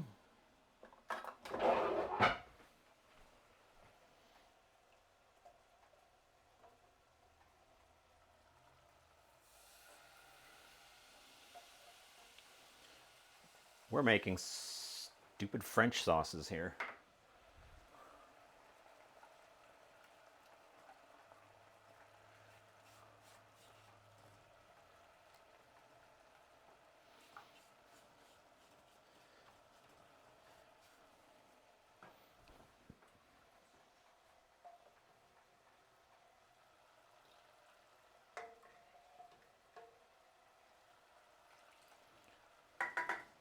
There, and now you know how to make a velouté. That is what is in this pan back here.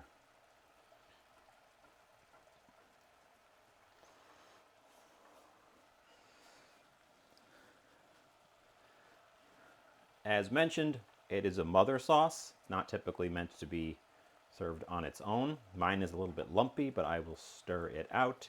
Mine is also maybe just a hair on the thin side. If I got my tasting spoon, it covers it pretty well. You can make a stripe in it.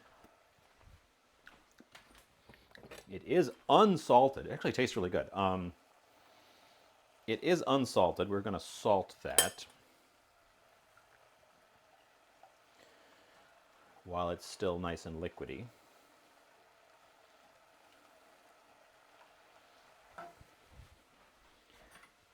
Taste for seasoning. Oh, boy, adding a little bit of salt really wakes it up. I might add a pinch more salt, but we should add some flavors to that as well. In goes the finely minced shallot.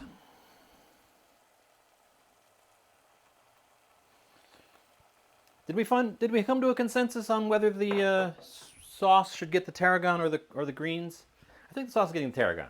I've decided I'm not going to listen to you guys because you didn't say anything.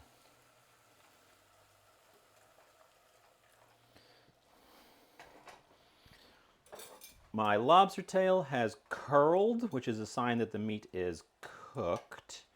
We're going to flip it. My scallops have firmed up as well.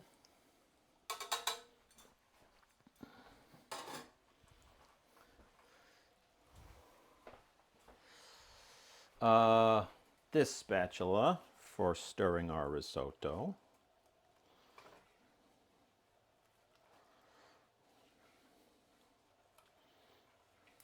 This is going well.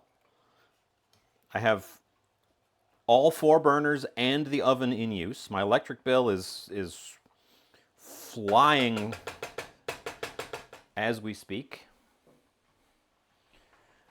Stir those shallots into our velouté.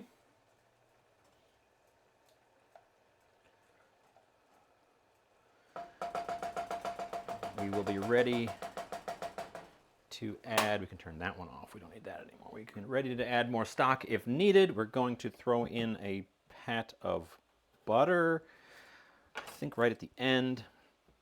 We want half a lemon, we want our tarragon. This is the time for the tarragon to go in.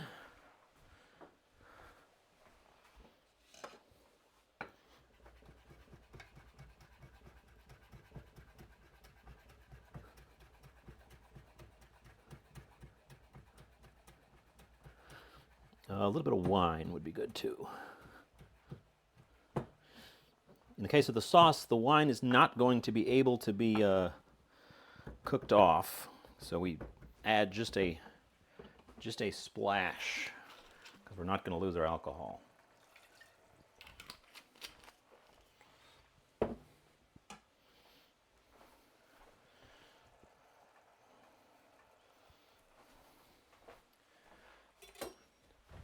Tarragon in.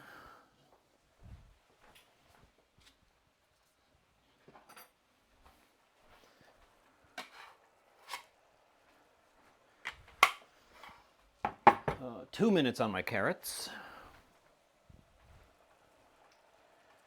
Stir in our tarragon and our wine.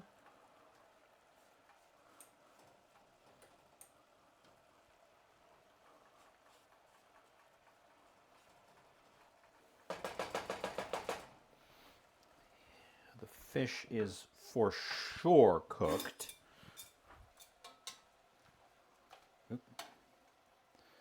So we'll get them out of their bath before they overcook. They might have already gone slightly because I did kind of forget about them for half a second there.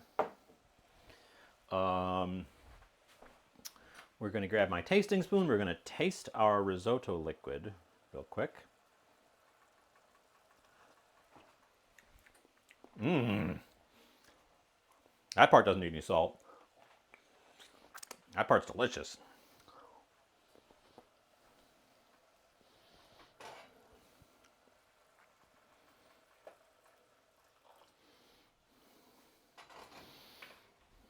Stir in some more of our liquid.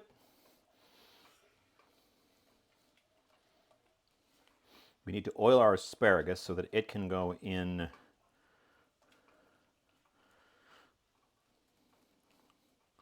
the oven right on that same tray.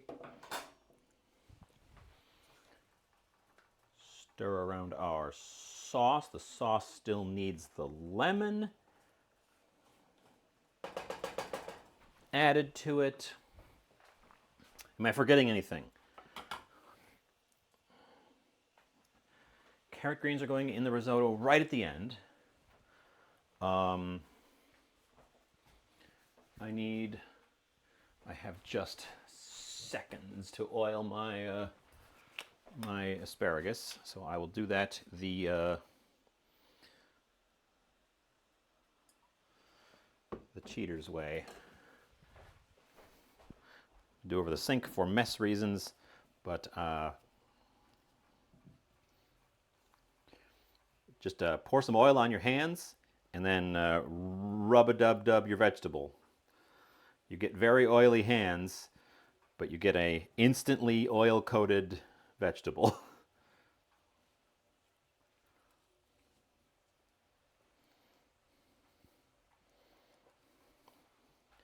Done.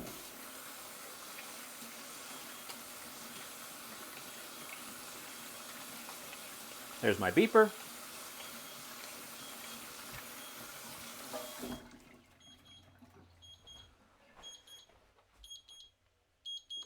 Stop. Move my stock jug, open my thingy. Take out my roasty carrots and my tongs. Rotate the carrot so the roasty side is on the top.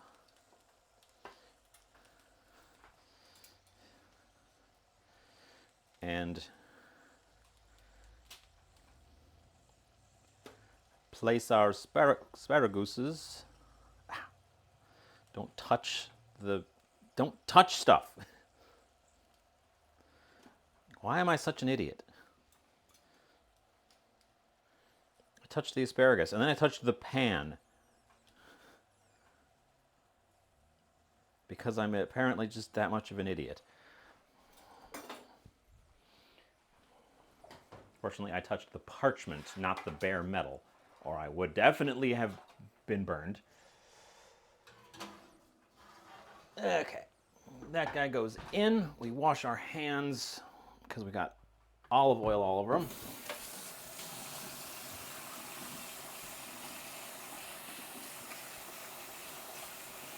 We need to squeeze out half of that lemon into our sauce.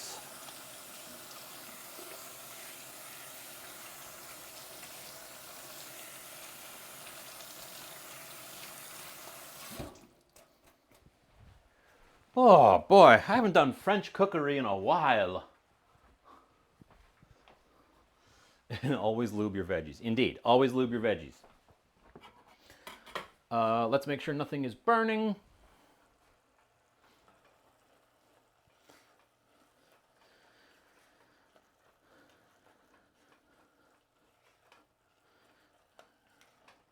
Risotto is looking good, needs more liquid. We I'll have one more dose after this one is absorbed, and that'll be the end of what I have set aside. We can, of course, taste test it. For risotto, you're looking for consistency. It should, as the chefy people say, it should relax on the plate. So you take a scoop, it scoops well, you put it on the plate as like a little mound, and then it kind of relaxes on the plate. It doesn't just run out, it doesn't stay standing up. It kind of goes, ah. My sauce splashed a little bit.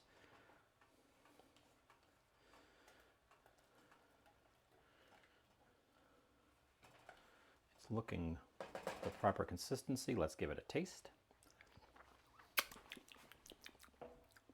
Oh, it's interesting. Oh, it's interesting. I've never made this sauce before, and it's interesting. That's the word I have for it. Interesting. This isn't my favorite lemon I've ever had.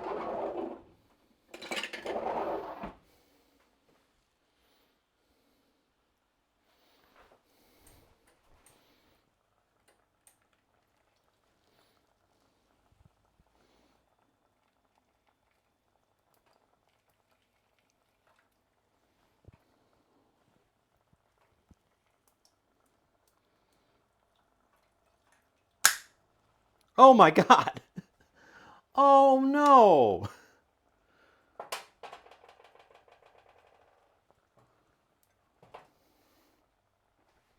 Well, that broke. The hell? That was literally the first time I've used that device, ever. Normally I do my citrus with this, and I found that thing on sale, not on bargain bin, just on sale at a store, and was like, oh, I've been looking for one of those. Well, the handle just snapped off on its first use ever.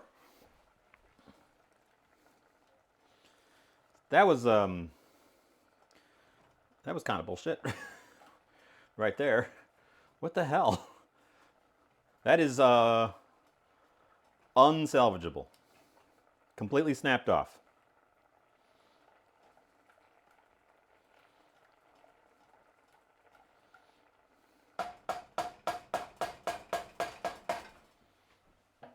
The hell?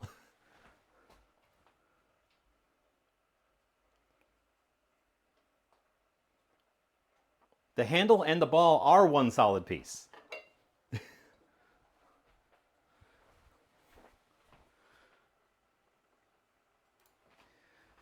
The handle and the ball are one solid piece. It's a molded aluminum thing. It ripped through the aluminum and sheared off. And it is metal. It's enameled aluminum. Yeah, apparently don't get this one. What the hell? I wonder if I still have the receipt for that. I do. When did I buy that? Yeah, it's been a while. They probably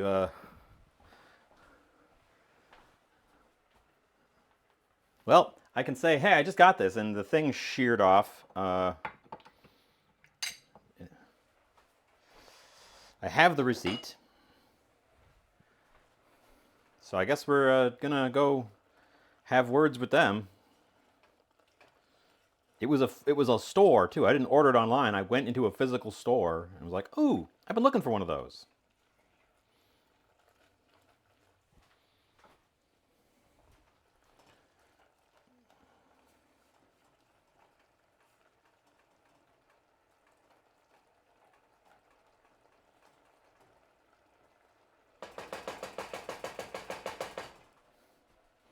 Okay. Well, that defeated by half a lemon. We didn't even get through a whole lemon. We still have half a lemon.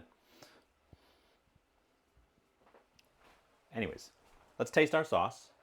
Ooh, our sauce is getting real saucy. Mmm. Ooh.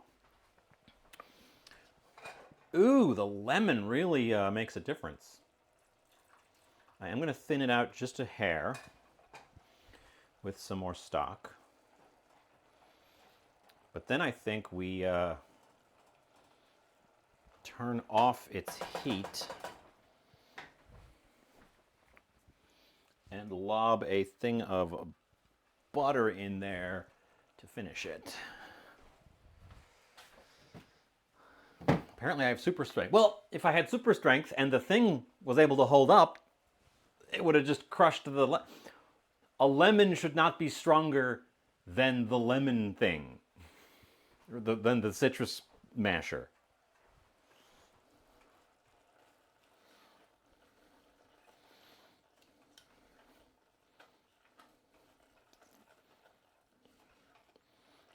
Okay, we're gonna put the last of our juice in here, and then we're cooking it until it is the consistency I'm looking for. We should take a, oop, you guys are looking at the wrong thing. You guys are over there. Let's take a test of how done the rices are. They're tender. They're not risotto tender. They're just rice tender, like cooked rice. So we want to take them a little bit further, so that they're like soft.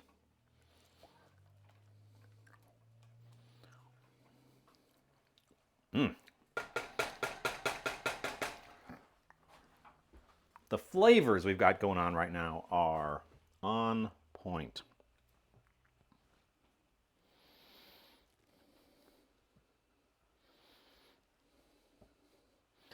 Since we're coming down to it on the risotto, I'm going to mince up my carrot greens, because we decided the carrot greens were going in the risotto.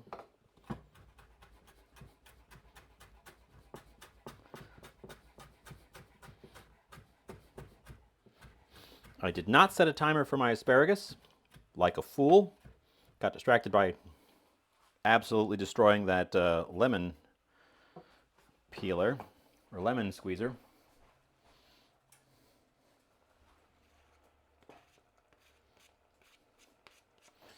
Okay. Some herby green bits in our risotto, early enough that they can cook down and infuse, but late enough that they still are visible as green bits in the finished plating, hopefully.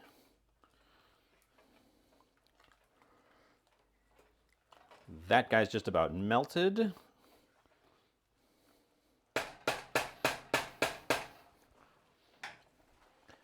So we will combine that fresh butter into the sauce.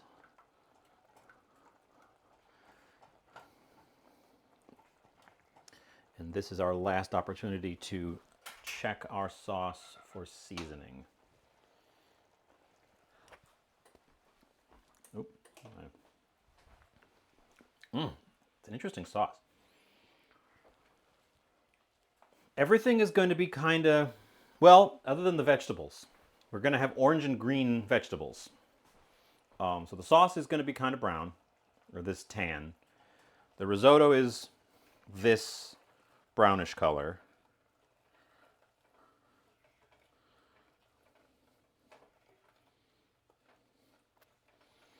I don't think we need any more stock, so the remaining stock is just going to be saved for future use. I'm throwing the white pepper into our risotto.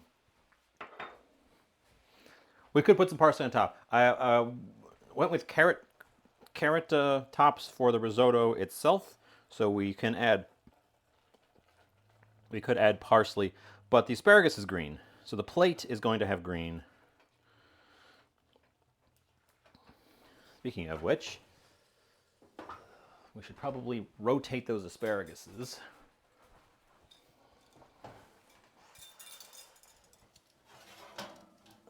did not set a timer. I am uncertain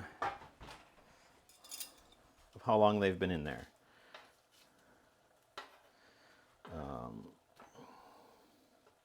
We just want them tender. We don't need them mushy. But they're also very thick. I think the asparagus is going to do a good job of breaking up the earth tones. But we can see when we get that far. Parsley added at the very, very end is super easy. So we can wait. That can wait. We didn't end up using that onion. We're going to need another piece of butter.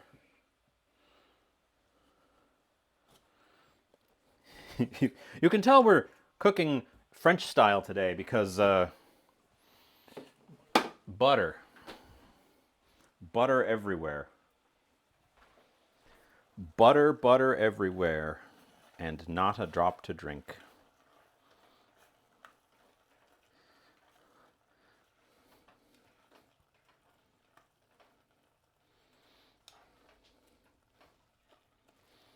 Our lobster tail.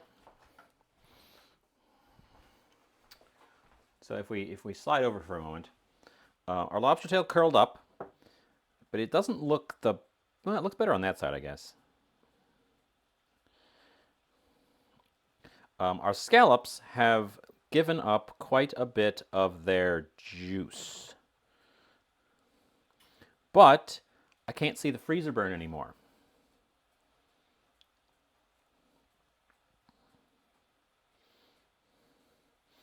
So I don't think it matters which side we serve them, but I want to give them a toasting, for which we need a heat-proof container.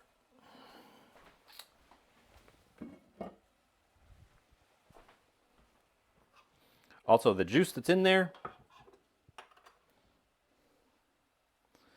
has to go in something. That is scallop flavor juice, and I don't want to lose it.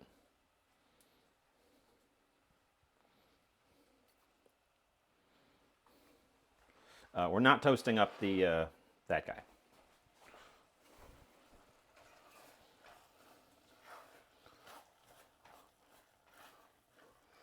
I think our risotto is at consistency.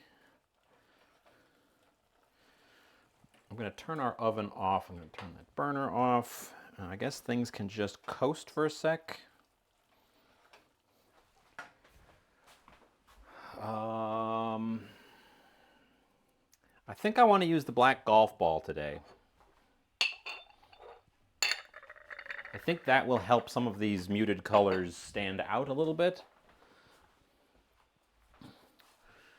We're finishing our risotto with a pat of butter right on top with the heat off. It'll melt in and give us that glossy, creamy end. Also, that juice. I'm going to actually put that juice in our sauce.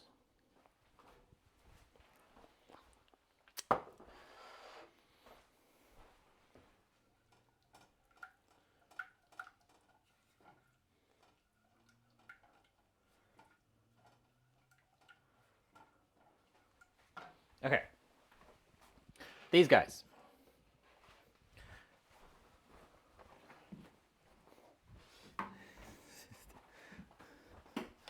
God, let's hope I don't break this new toy.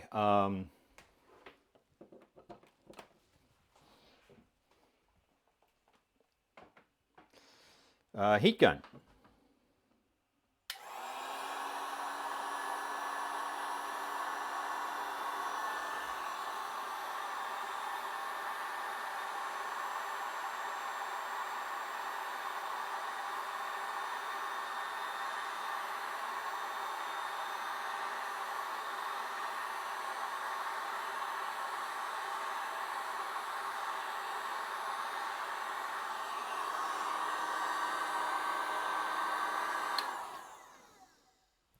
You know what I need to do? You know what I need to do?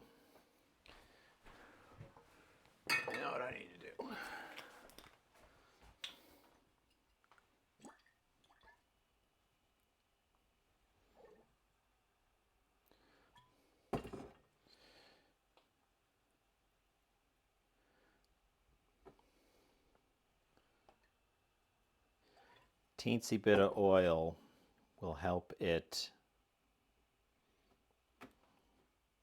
receive the heat from the gun.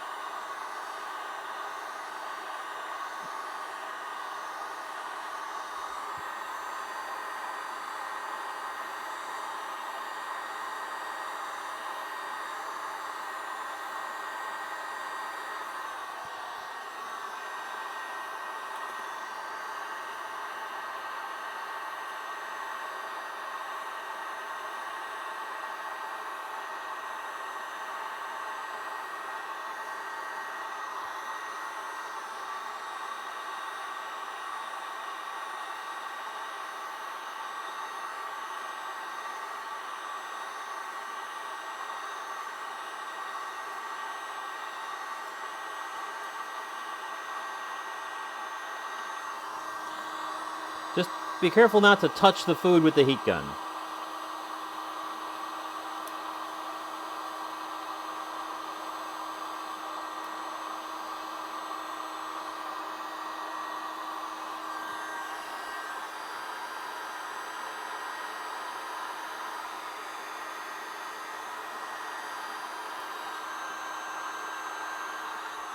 Yeah, I probably should have heated up the gun a little bit before I started. The advantage of doing it with the heat gun is that you get less penetration of the heat, in theory, because the air coming out the end of the heat gun is 1,000 degrees.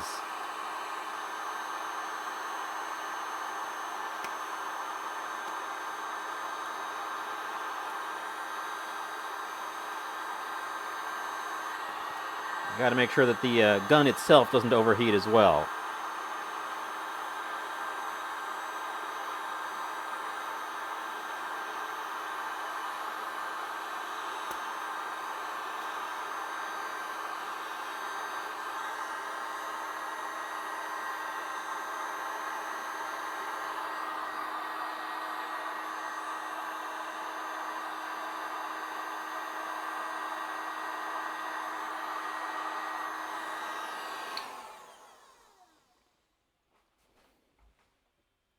No, the plug is fine on this one. This is a modern day plug.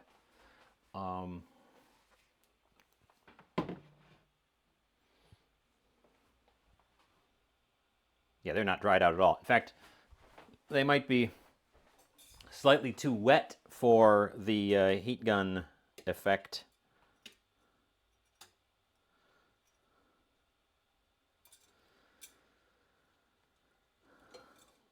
I think that's probably enough toasting. As long as I serve them this side up, you'll get the effect, and I don't need to toast the bottom. Let's see, our butter has melted on our risotto, so we will stir that through. Gives our risotto a beautiful gloss at the end here. Oven's already turned off. It's just coasting on residual at the moment. Everything's turned off. Everything's turned off. Yes, I think we're good. Heat gun has to be carefully set somewhere so that the tip does not tip over, the end does not tip over, because if that part touches anything, we're going to have a fire. And we've already had a fire. We don't need another fire. Put that there. They maybe aren't the super bestest I've ever seen, but that's what I was going for. Sort of, because they were poached, so they're pretty moist on the inside. Ooh, the pan got pretty hot. Of note, we are getting to plating. Exciting conclusion. The black golf ball is at the bottom of the stack.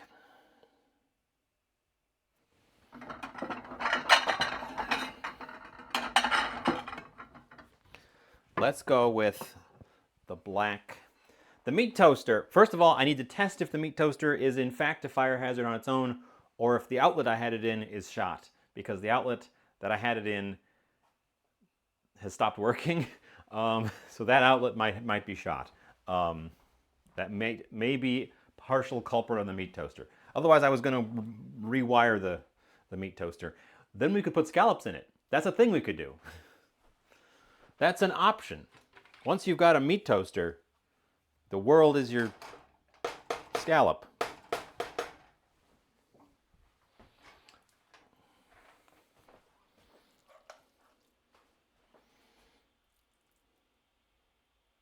Yeah. Push it down a little bit. It is perhaps ever so slightly over thickened.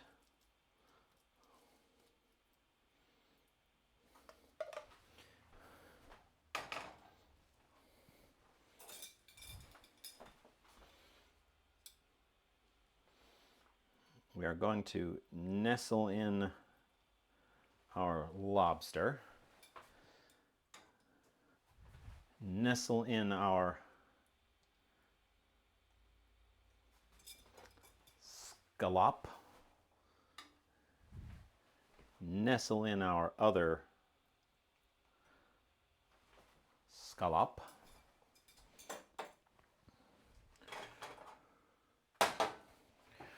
Retrieve our vegetables from their hot prison.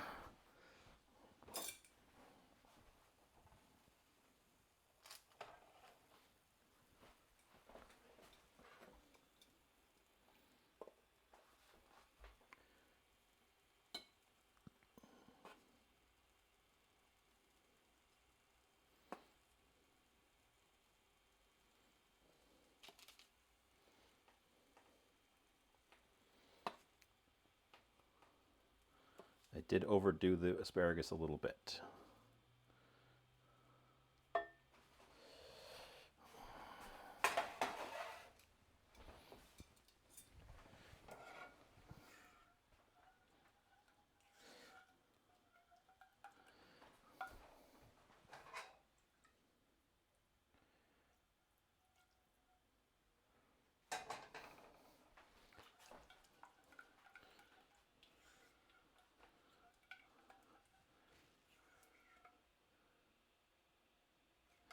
Well, why are they different colors? Somebody up here said it.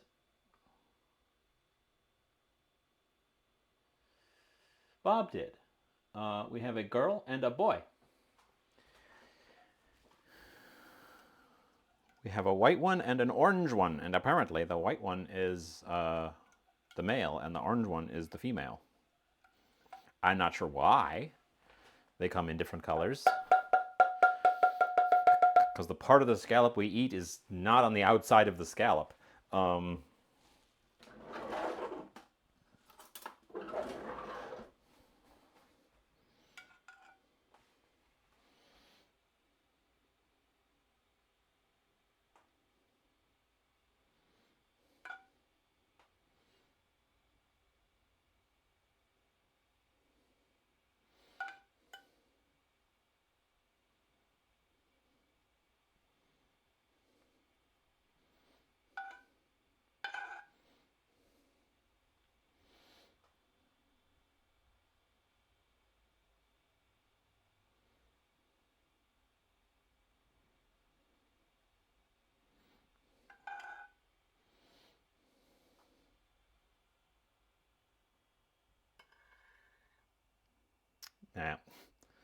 Nah, the smear doesn't work. I hate the smear.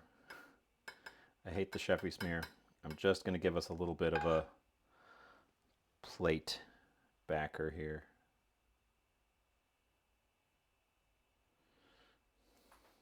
And I am going to grab some sprigs of parsley, because the green of the asparagus is rather muted.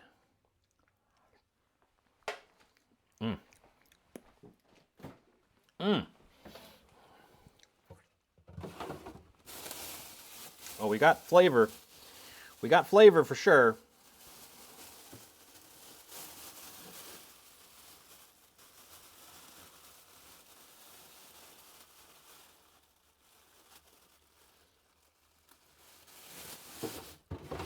Actually, we're going to grab a sprig of parsley and a sprig of tarragon.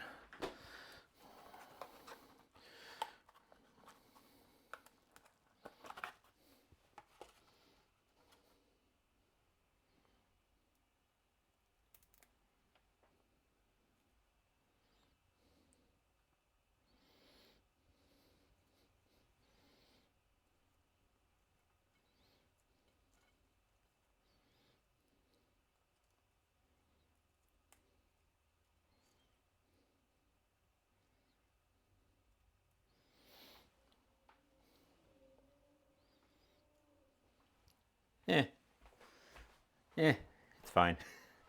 It's okay. Let's get pictures taken. And let's eat this. Let's eat this sucker. All this effort. Haven't done French cookery in a minute. Our station is ready. Oh, and it sounds like it's just about time to wrap up because the weather siren is going off, so I might have to run for cover in a sec.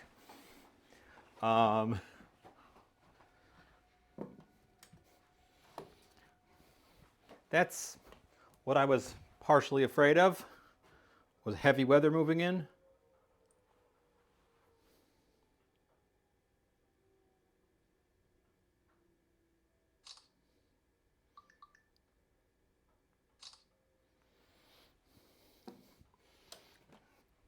Okay. Let's taste this sucker. We're going to want a knife with some serrations on it. And ideally, actually, a spork would be good, but I'm going to use this kind of fork.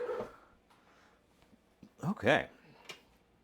Well, I've snuck some tastes of a few of these elements as we've gone, but I'm going to start with risotto. I'm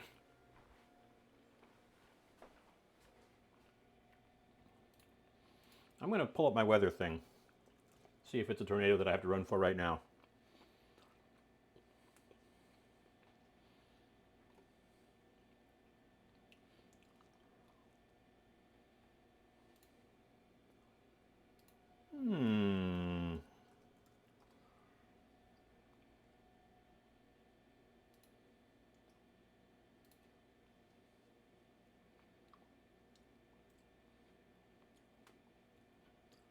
It's a severe thunderstorm warning and a tornado watch. The risotto. The risotto is rich. The bacon is definitely cuts through it a bit more than I think I would like. We might not do the bacon in the future because the shellfish stock is quite a light flavor. I like the rest of it as is, though. That light shellfish stock makes for a very lovely, delicate risotto. I've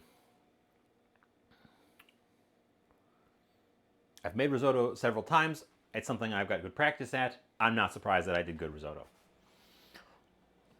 Let's dig into a scallop. Oh, look at these guys. Scallop with our Berset sauce. Oh. Do not worry about the scallops having dried out. That scallop is tender and juicy. That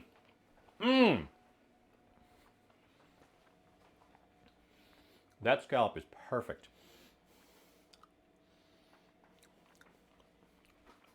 Oh, Mental note, poached scallops. Do a thing. It's super good.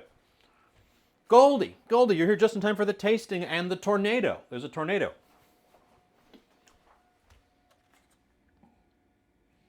Somewhere. Or wait, you've been here, Goldie.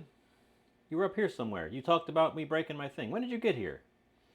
You got here just before I broke my my press. Am I okay? I mean, at the moment it's not even raining. But the siren's going off. But our siren goes off when they announce a thunderstorm as well. And they have just announced a severe thunderstorm. So that's what our siren is going off for, is the severe thunderstorm. Let's try our roast carrot. I'm working my way toward the lobster. The Berset sauce is a good sauce for light flavors. It's slightly sour, but it's creamy and buttery. It has depth of flavor, but all the flavors in that depth are pretty delicate and light. So it's not fighting with like the scallop. Scallop is a pretty light flavor, so you don't want to drown it. And scallops tend to be, big scallops especially, tend to be on the pricey side. So it would be a big shame to pay for and prepare these nice scallops and then drown them in something where you can't even taste the scallops. This sauce, I might be misremembering the name, but I've been calling it a Berset. Spelled like that. Let me double check.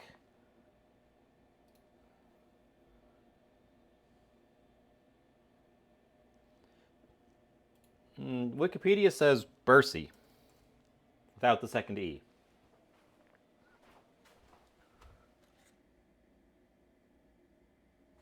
Sorry, peeking out the weather just to make sure. So the sauce, this sauce, because the veloute is a pretty blank slate, but it's a savory, thickened, it's a light savory roux thickened sauce, as opposed to Bercy, as opposed to a bechamel, which tends toward the sweet side, and or is often used as just a blank, and other sauces that tend towards heavier flavors. So it's a veloute with lemon, extra butter, and I threw in tarragon, lemon, white wine, butter, shallot, and then I threw in tarragon because I thought tarragon would be a good accompaniment to this. And its purpose is to give a light creaminess and a light acidity to our otherwise this. So I drizzled it on the vegetables. It's very good on the carrot. The roast carrot it's very tender. It takes on a delicate sweetness. The natural sugars in the carrot get brought out by the roasting process.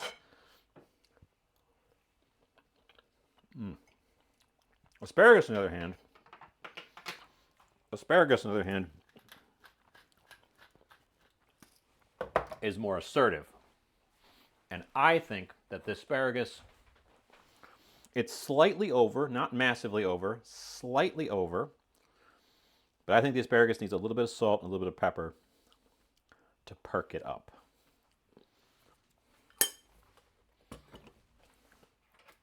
Try a bite of the asparagus again. Yeah, I overshot the asparagus a little bit. I got distracted. Much better. Asparagus needs a little bit of an oomph because it is a more assertive flavor on its own. Our last element is our lobster, which is the one I'm probably the most concerned about. It's very easy to overcook lobster. And also this lobster was in my freezer, so it had some freezer burn. But it's tender to the knife.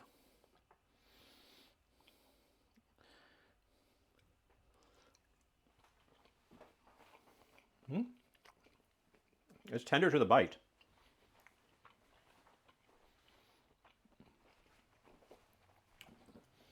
I think it's cooked just right. I think it's cooked just right. The very end of the tail might be a little bit over. The thick part is on point. It's got that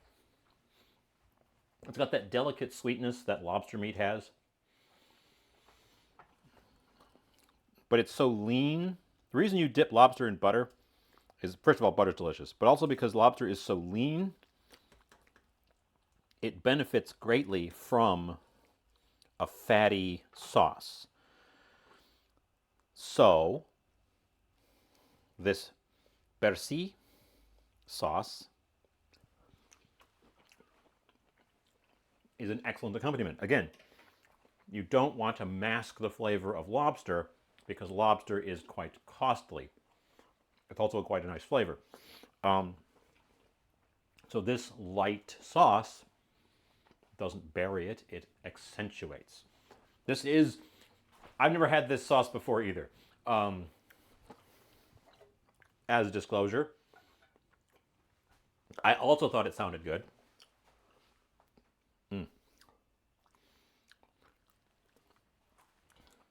It by itself, it's a little bit too acidic.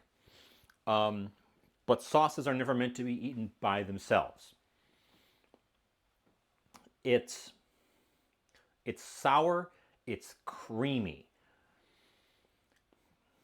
and it's got this depth of savoriness from the fact that it's stock based. But since it's a light stock, it's it's delicate. It's this is an understated plate of food that I'm happy to demolish the whole thing because I'm pretty hungry. Um, I'm happy with it. I'm happy with it. I've never made this sauce before. I haven't done French cookery in a while. The risotto came out as well as my risottos typically come out, so slightly over thickened as usual. But I'm quite pleased. And we got 3 things out of my freezer: the bag of shells, the lobster tail from, I can't remember how long ago I had that lobster tail, over a year, which is why I was a little bit worried about it, and the scallops from the the winter, this past holidays.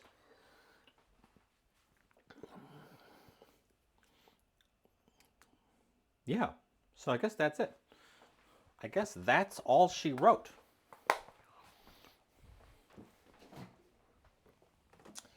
Thank you guys for sticking with me, hanging out.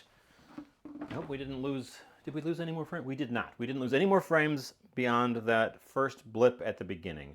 So,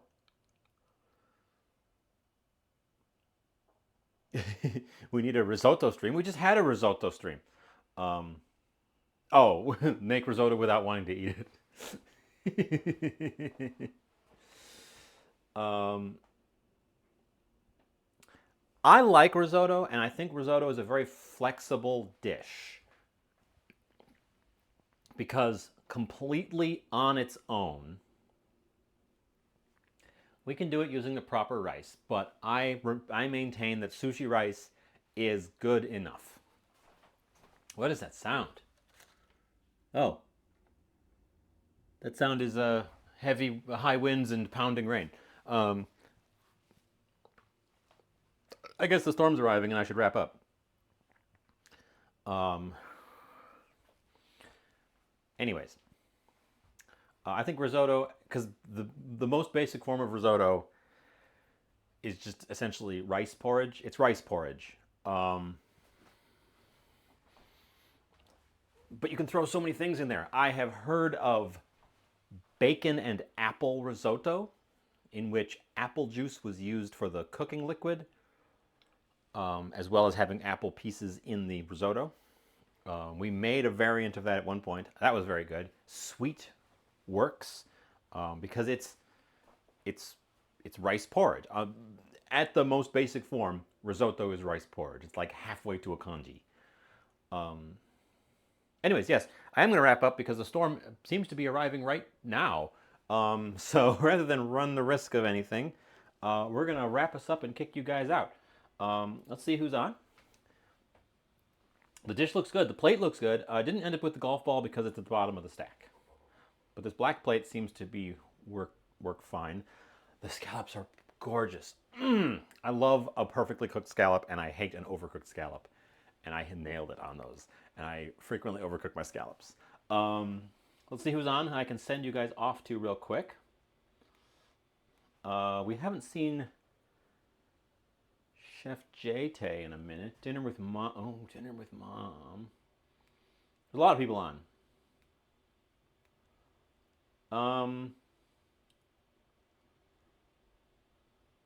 Mom is making donuts, I think.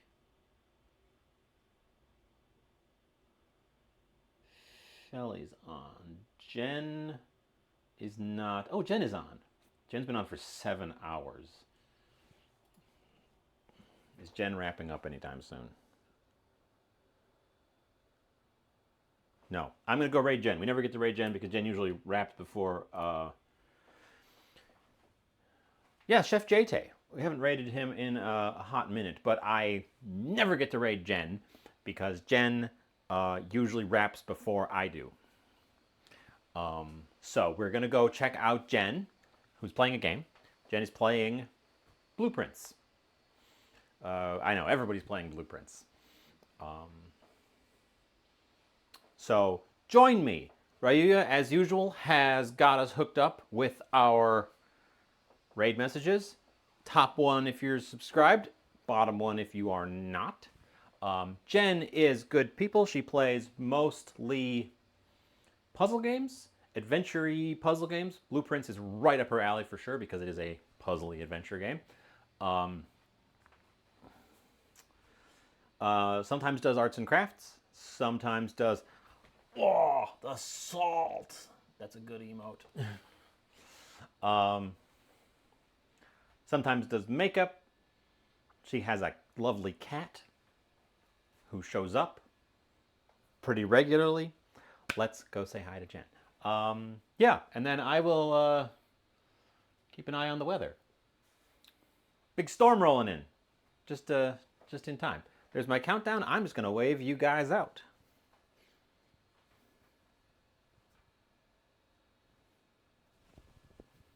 Bye.